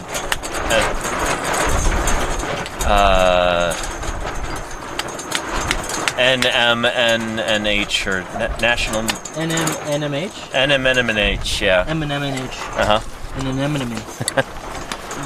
Yeah, paper cuts. Thank you for the prime there. I appreciate that. That's the same one. Yeah. There you go. Oh, really? One that 1,002. iCluck says you must have some good knowledge on setting up and tying down tarps. Yeah, you learn that stuff quick out here. What are you? What's the temperature? Let me show you. Cheese Mixolo. Current temperature is...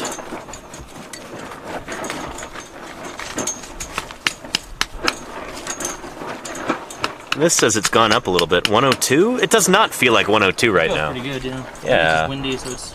I think the wind is really helping, but yeah. 102.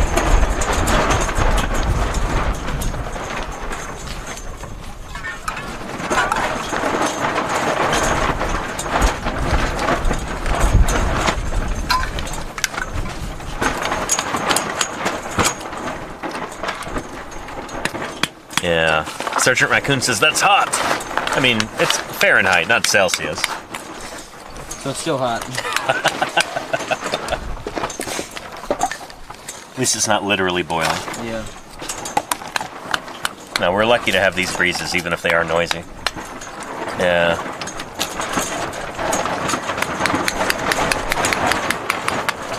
And how long is our dig season? We're going to be here until mid-August. So, yeah, until then. So, just over 3 weeks we're at this locality. But the three of us were working in Wyoming back in June for also, I think, a little under 3 weeks. I spent, I think, 24, 25. Oh, shoot. Okay. I was there for 21. I was there from the... Well, we left on, what, the 12th? Or 13th? 13th? Yeah. I was from there from the 13th until the 30th. Yeah. So, 17 days? Yeah.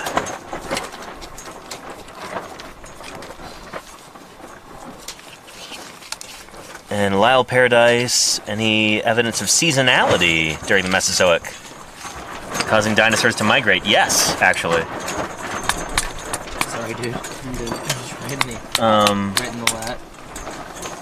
Yeah, I think there's several lines of evidence there about dinosaurs migrating because of changing seasons. A lot of dinosaurs would have just needed to move constantly in order to find enough food. Think about big plant-eating sauropod dinosaurs, the big long-necked, long-tailed, four-legged boys and goyles. Yeah, they probably consumed a tremendous amount of plants and would have needed to keep moving constantly to find enough to feed themselves. Yeah.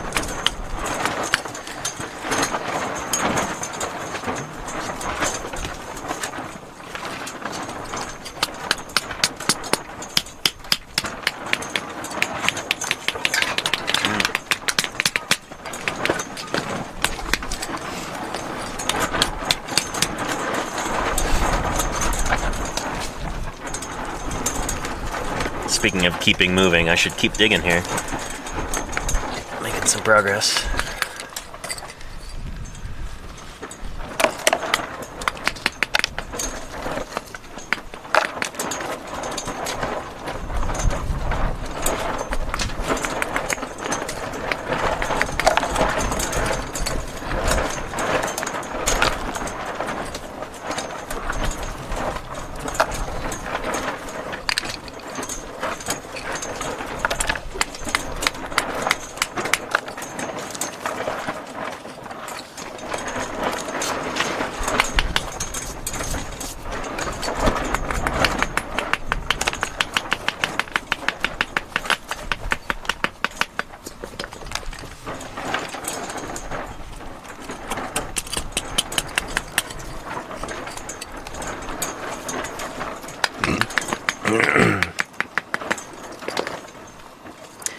And Triceratops79 wants to know, did dinosaurs like Iguanodon evolve much between the 140 million years ago to 66 million years ago? Yes.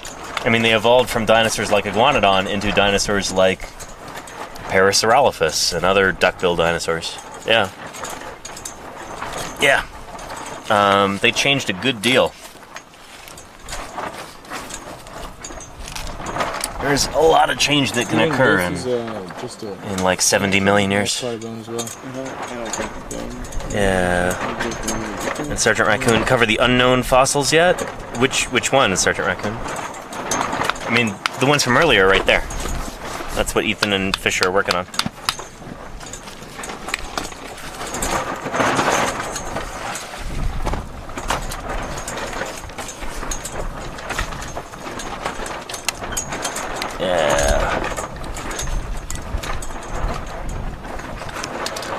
Oh, and let me caution, yeah, we do listen to music in the quarry sometimes. Okay. Ethan's got a pretty solid playlist. Pieces I could lose. Sweet.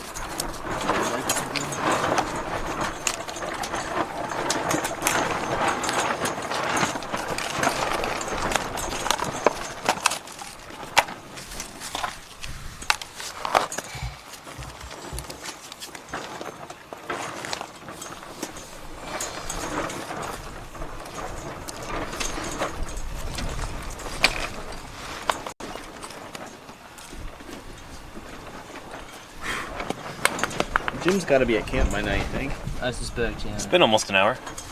Let me go see if I see another vehicle there. You think he's driving the Suburban? Yeah, probably. Some SUV.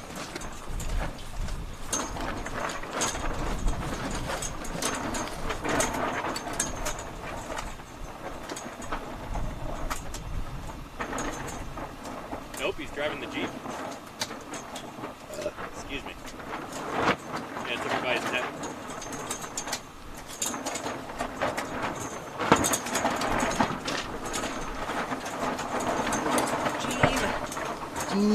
Team. Yeah, he's here. Alright! At last. Yeah, The boss man. The myth. The So Amazon. Jim will be on stream tomorrow, we're hoping. And Jim's always a hoot. He's forgotten more about Utah dinosaurs than almost anybody else on the planet has ever learned. So yeah. It's always a good time when Jim's around. Oh yeah. Let the good times roll.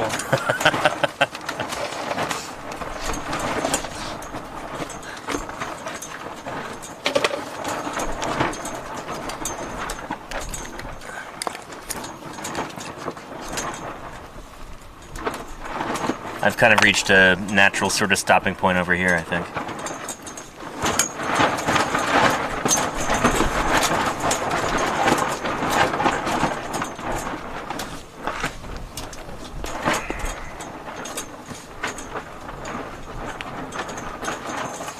It's confusing me. Oh, and Tricerabeth has an insightful question. Just got here. What's being dug? Hippodraco? Not a bad Hippodraco is guess. also from, that's what? Upper part of the Cedar Mountain, like Poison Strip or something? Hippodraco. I think it is Upper Yellow Cat. Upper Yellow Cat? Okay. Yeah. Andrew's site it's called. So that's like Utah Raptor level. Yeah, yep. Yes, indeed. Contemporary with like Moabosaurus. Yeah. Yeah. So this may or may not be Iguana colossus or something new. Yeah, we've got a bunch of Iguanodontian bones that have come out of this quarry, Tricerabeth, and yeah, there's a decent chance this is going to be a new genus, but we need to collect a good amount of it, and we need enough overlapping material with Iguana colossus to be able to tell if it's different or if it's the same thing. So yeah. Yeah.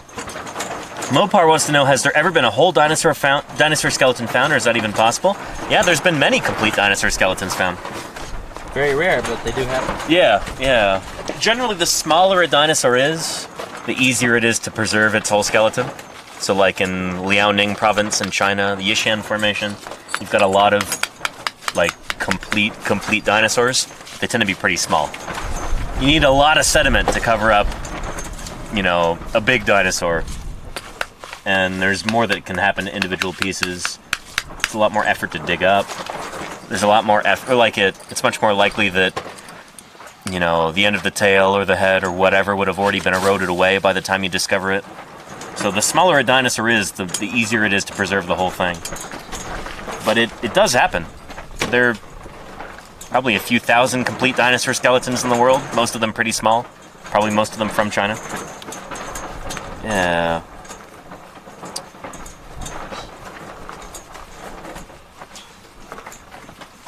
Yeah.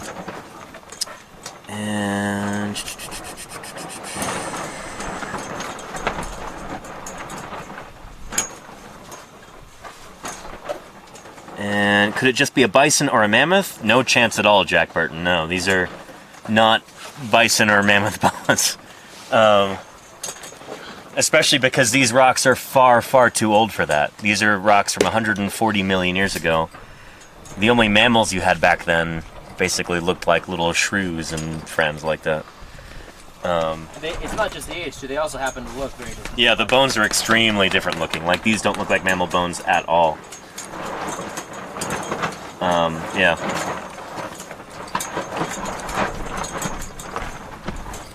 And let's see.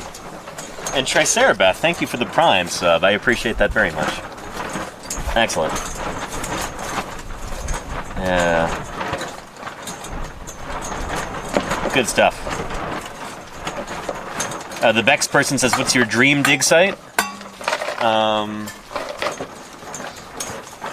guess it depends what you mean by that.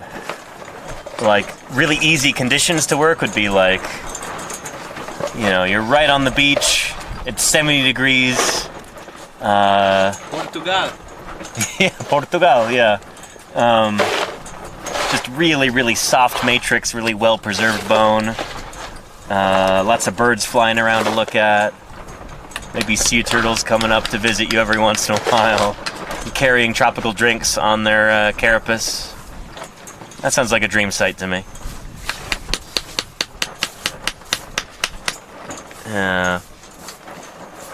Ooh. And Sergeant Raccoon, do you ever get bored with digging up the same type of fossils? Does it trigger that awesome, excited feeling every time, regardless of the type of fossil? Mostly the latter. Yeah. Yeah. We really enjoy doing this, which is why we're out here.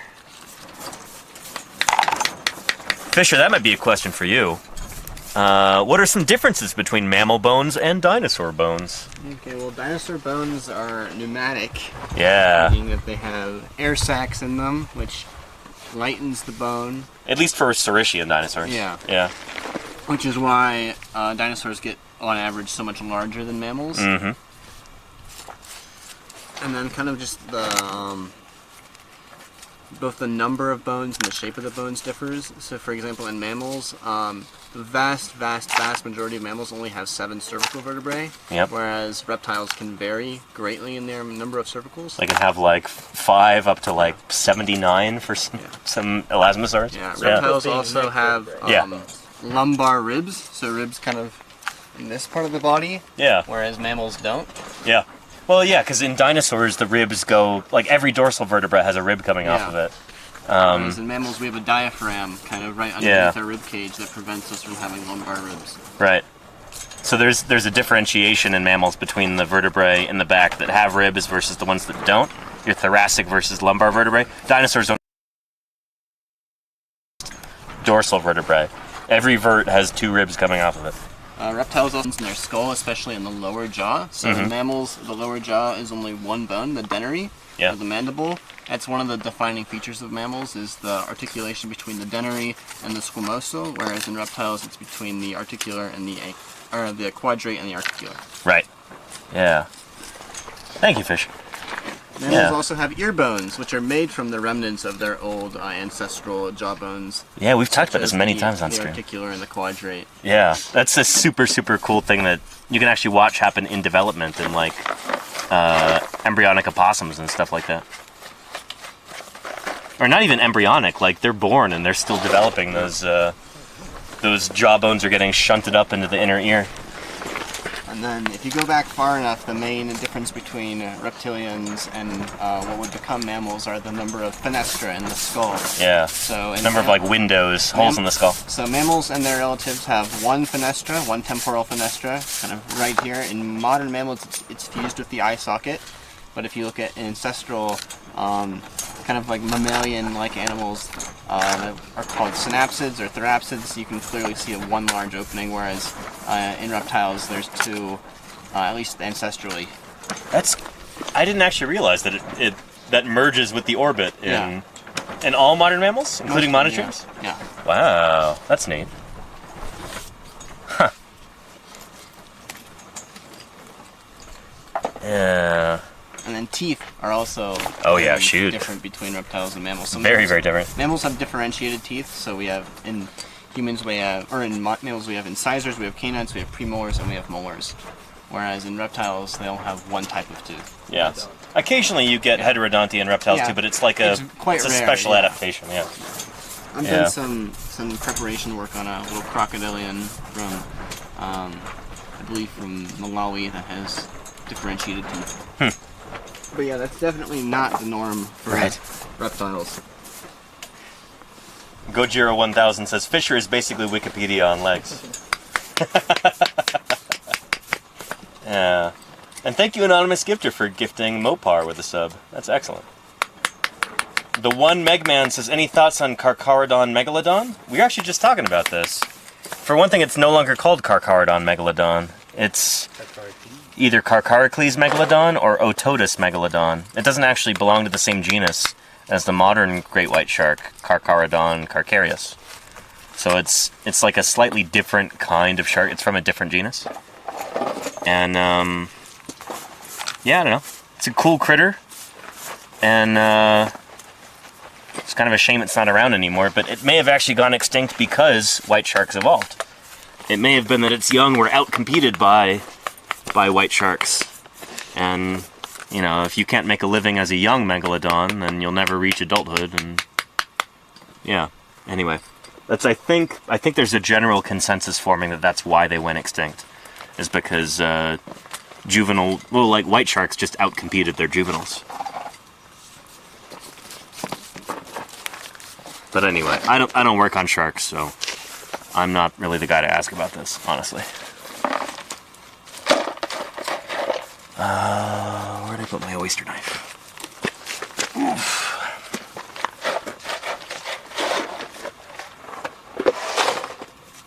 There it is.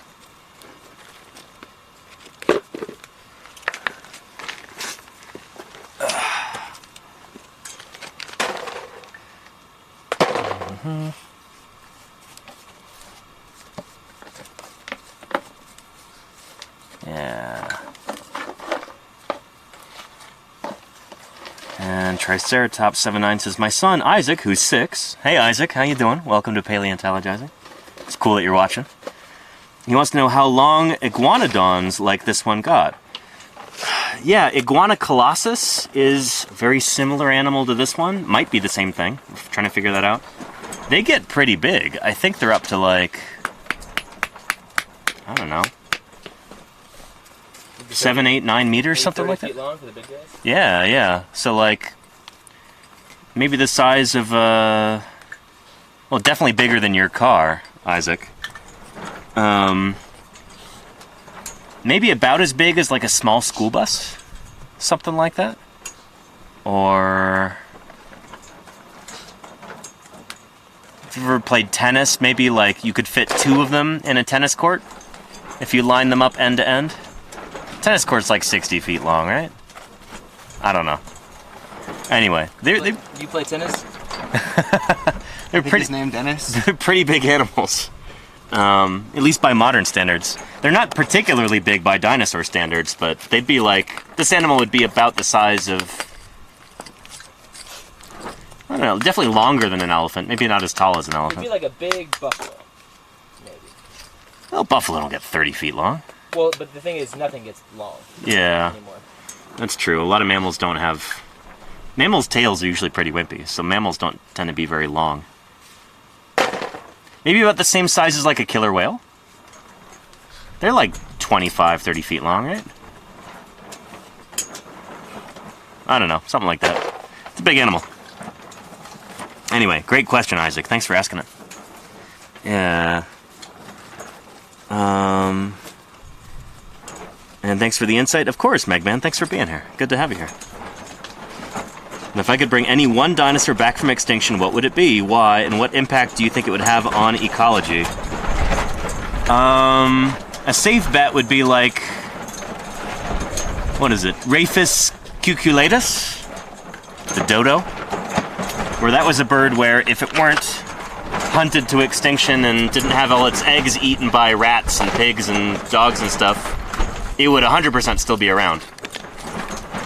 Because that's a bird that had survived millions of years of climate change and natural disasters and droughts and tsunamis and all kinds of stuff. And what? Tennis matches. Tennis, sure.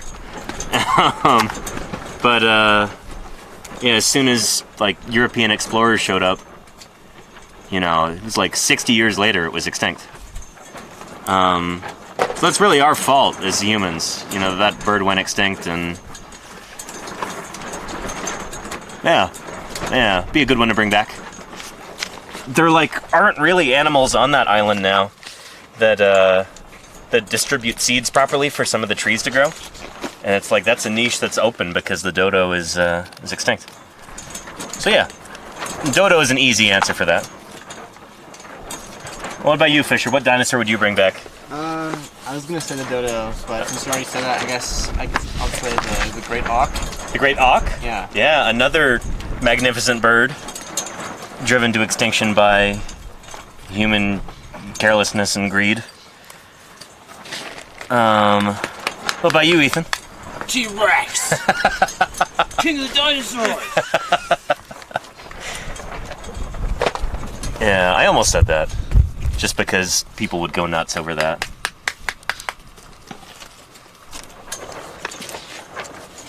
Maybe Dryosaurus.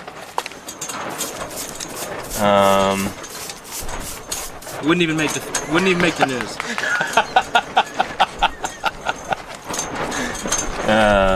Nobody likes Dryosaurus.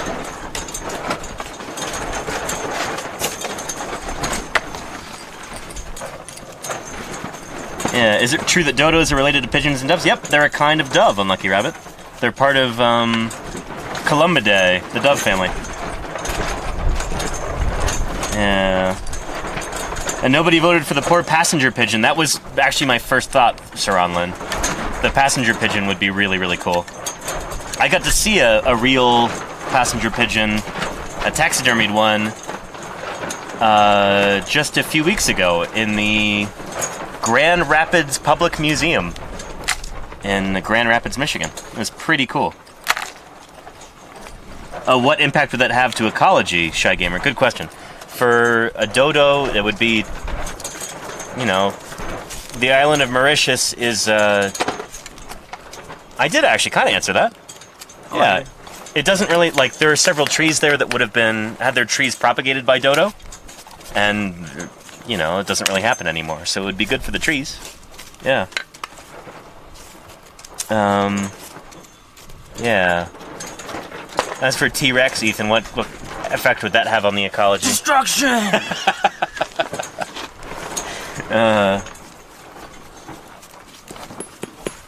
Finally have another great predator out on the Great Plains.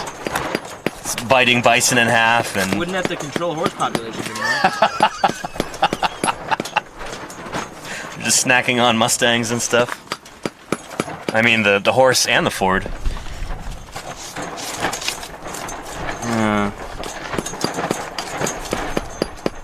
You'd like Mononychus. That's a good one, Jody Fish.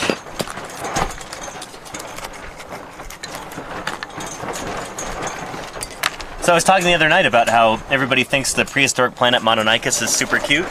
There we go, case in point. That's what Jody Fish said. Yeah. Alright, Jody! Alright.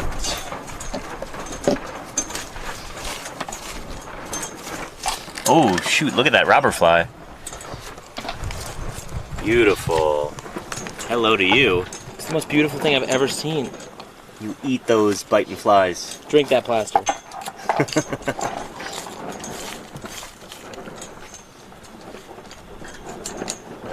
Yeah, very nice. How long is it going to stay here? 3 seconds. 3, 2, 1.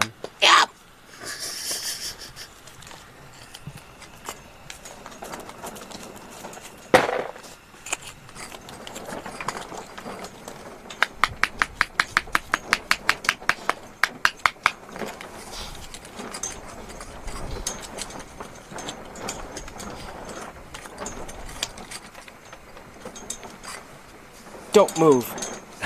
Danny's can't see you if you don't move.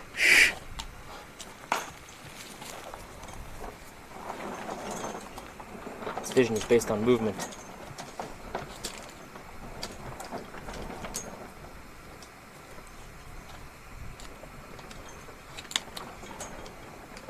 I'm excited for the people who tune in just during this long fly shot.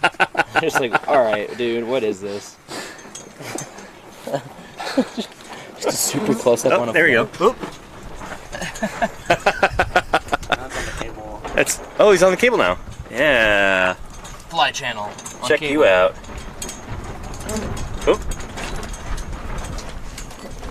Just no rest for this poor robber fly.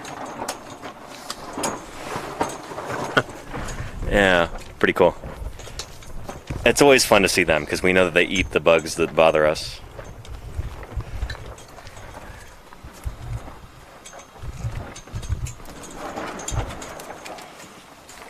Yeah.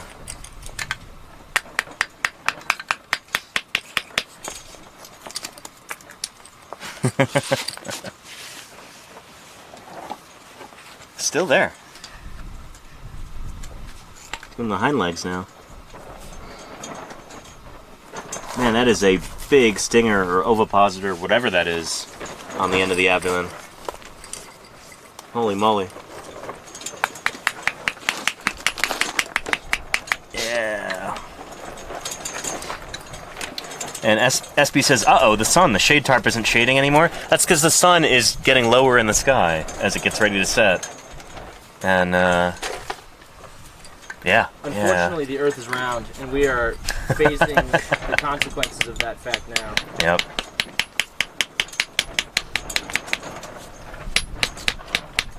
We can't deny it any longer.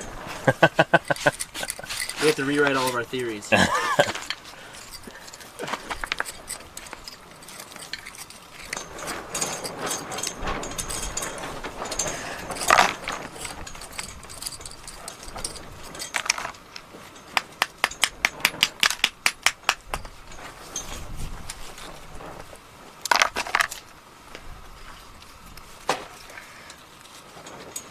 What is it, like 6 or 7 out there? It is 6:43 right now.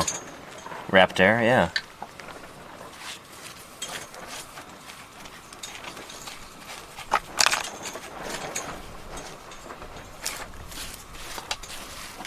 I'm gonna get back to camp and Jim's already gonna be in bed. I think Jim stays up like really late. He kind of does sometimes, yeah.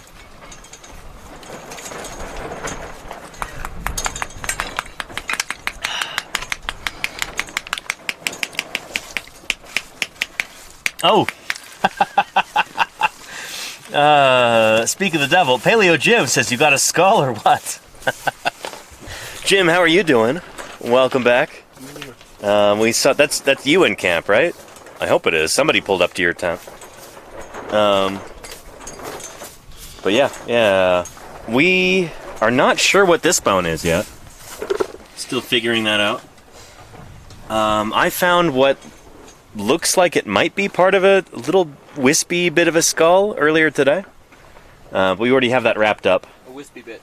You have a photo of it that you can show us? I do have a photo I can show you in camp, Jim. Yeah. Yeah, apart from that, not too many potential scully pieces. Yeah. Anyway. It's good to have you in camp, Jim. Yeah, looking forward to having you on stream too. And Mopar says, what kind of camp setup is used on dig sites? Here we have these things called tents, and we sleep in them at night. Sleeping bags, that kind of thing. Let me see the mapping for that I can before to go away, huh? It's already been mapped. It's mapped rather than The numbers, yeah, for sure. I'm gonna do Danny's bone first, and then we'll do that one. Yeah. Sweet. It's right over... Oh, you found it, right? Perfect. Yeah. Yeah.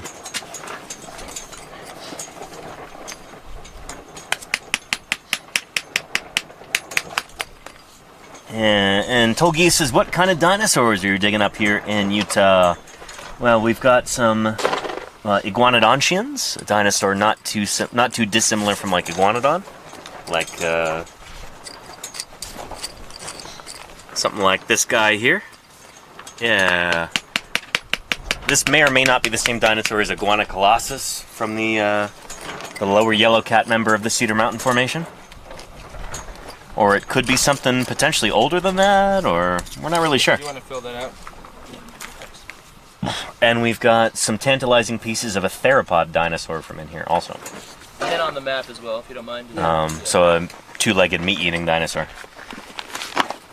We'd really love to find some more of that, because that will 100% be a new genus, new species, if we can find enough of it. But, yeah. We're trying. And yet, Iguanodon was in Disney's Dinosaur, that movie from 2000, yeah. Where'd my brush go? There it is. And, Bailey Jim is planning out the August opening of Lori's site. Very nice, Jim. Cool.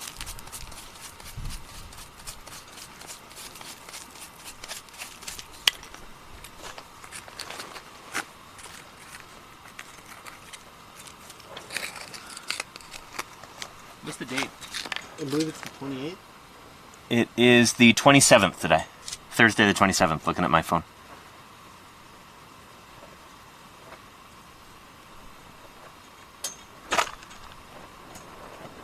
Yeah. And what predators would these have faced? Asked Will62. Well, we're looking for one of those right now. We know that there's a big Allosauriod theropod living in this environment. Because we found teeth from it. I say we, I've not been involved with that, but crews working out here with the Utah Geological Survey have found teeth, so we know those critters are here. Picture like a big Allosaurus, but probably even bigger than Allosaurus. And then maybe some kind of little Tyrannosauroid type dealie too. But that remains mysterious. Yeah. Danny, what's that nail next to your left hand? 52 east, 98 north.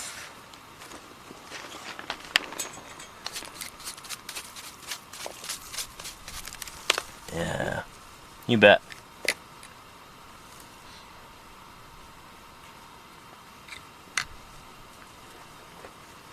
And we do not know if these iguanodonts have thumb spikes yet. Yeah, Jim, I was just talking about that a little while ago. Uranosaurus has got a thumb spike, right? I want to say most of the Cretaceous iguanodonts we know of had thumb spikes, but I don't think Camptosaurus does from the Jurassic. But that might just be before thumb spikes evolved, or I don't know. Yeah. And Necrogarco, yeah, about 140 million years old. Jim can talk about that in depth, maybe on tomorrow's stream. Yeah.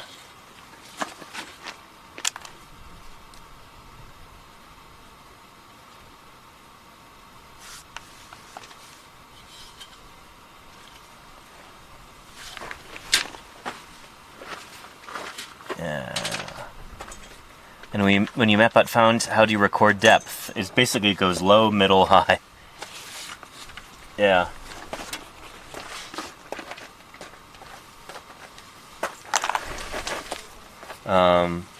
And there's our robber fly again. Just hanging out here.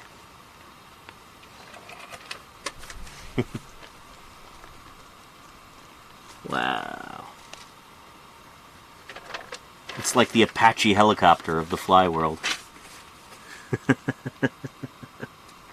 It means business. This one is high in terms of its I would say medium. Yeah. And unlucky rabbit, no, Disney's dinosaur was not accurate in terms of its faunae. It's got dinosaurs from all different time periods, and Iguanodon did not coexist with lemurs. Much to our chagrin. Yeah. Lemurs don't evolve until what, like the Eocene or later? Earliest Eocene. Earliest Eocene? Yeah. Maybe late Paleocene.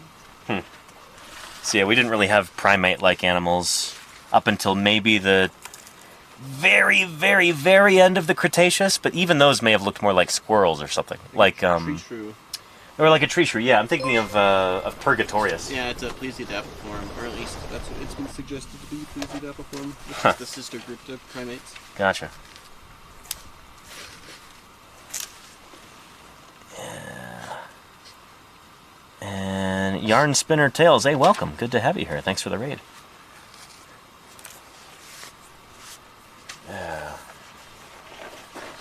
Yeah. You can probably tell things are kind of winding down here.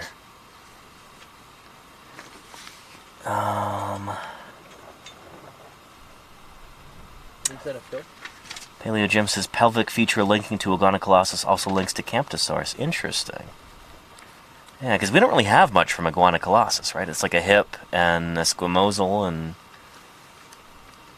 Maxillus, Wrangler, I think a postorbital We got that much of the skull? Nice. vertebrae, but it's still a pretty scrappy skull. Yeah. I think some limb bits. Yeah. I'll map them in. Full maps too. First time to catch you on an actual dig. It's great to have you here, Yarn Spinner. Welcome, welcome. Oh, this one? Yeah. Second map, so this one. Yes, good call. Good catch.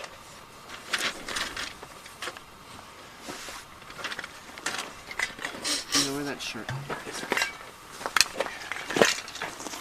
I've got the last little bit of ice in here. I'm going to sublimate it by pouring some hot water in a water bottle. Hopefully I'll end up with at least moderately lukewarm water.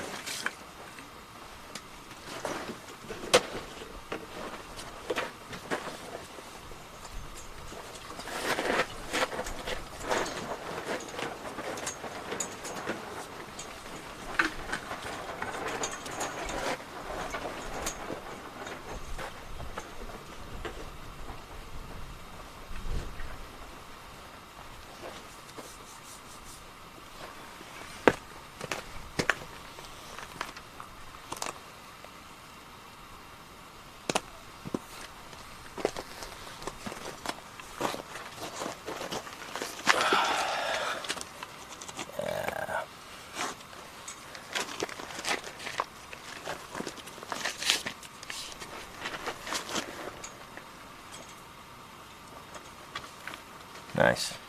Oh, and cool, Tommy Platicus. Jim is very active on Twitter. Yeah. Yeah.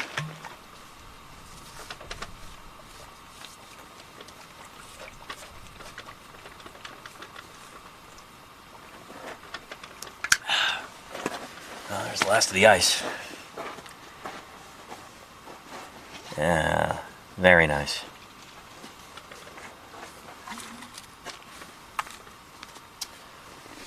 I think we're about ready to start wrapping things up. For sure. Yeah. I think I will do the same before my streaming battery dies. Figuratively and literally.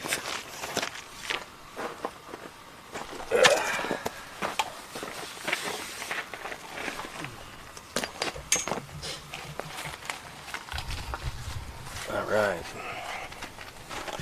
Well, thank you everybody for watching. We're going to go ahead and wrap this up. We'll be streaming again tomorrow. Same time, same place.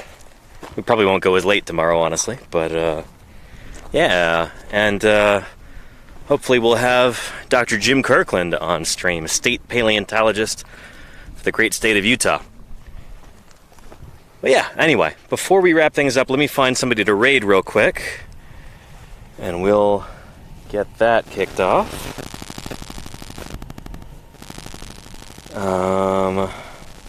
Impala, hey, thank you for the kind words. I hope you're back tomorrow. Yeah.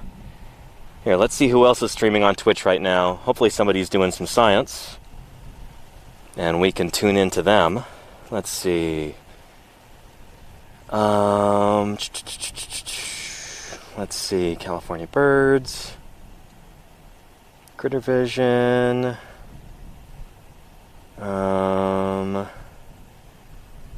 Oh, Melissa is on. Melissa in denial. Let's go raid Melissa. She's an archaeologist, an Egyptologist, not a paleontologist. But we will go raid into her and see what she's up to. So if you're interested in archaeology or ancient Egypt, then she's got the channel for you. So, yeah. Raid Melissa in denial. There we go. Yeah, excellent. Well, everybody, thank you so much for helping make this another wonderful stream. I hope you had a good time today. I hope you learned something. And I hope you're inspired to go spend some time outdoors, maybe away from the screen. And, yeah, go explore this great, big, beautiful world of ours. Thank you for your viewership and for your enthusiasm, for your excellent questions, and maybe most of all for your financial support, everybody. I could not do this without that. So thank you very, very much. We'll be streaming again tomorrow, digging up more bones, answering more questions, just having more chill paleontological goodness. So, but until then, you all take care of yourselves, and let's go see what Melissa is up to. Whoop, hang on. There, my channel, chat, and let's go ahead and raid. Oh, almost ready. Anyway, really excited to have Jim on the stream tomorrow. That's going to be awesome. And I'll see you then, everybody. Bye-bye.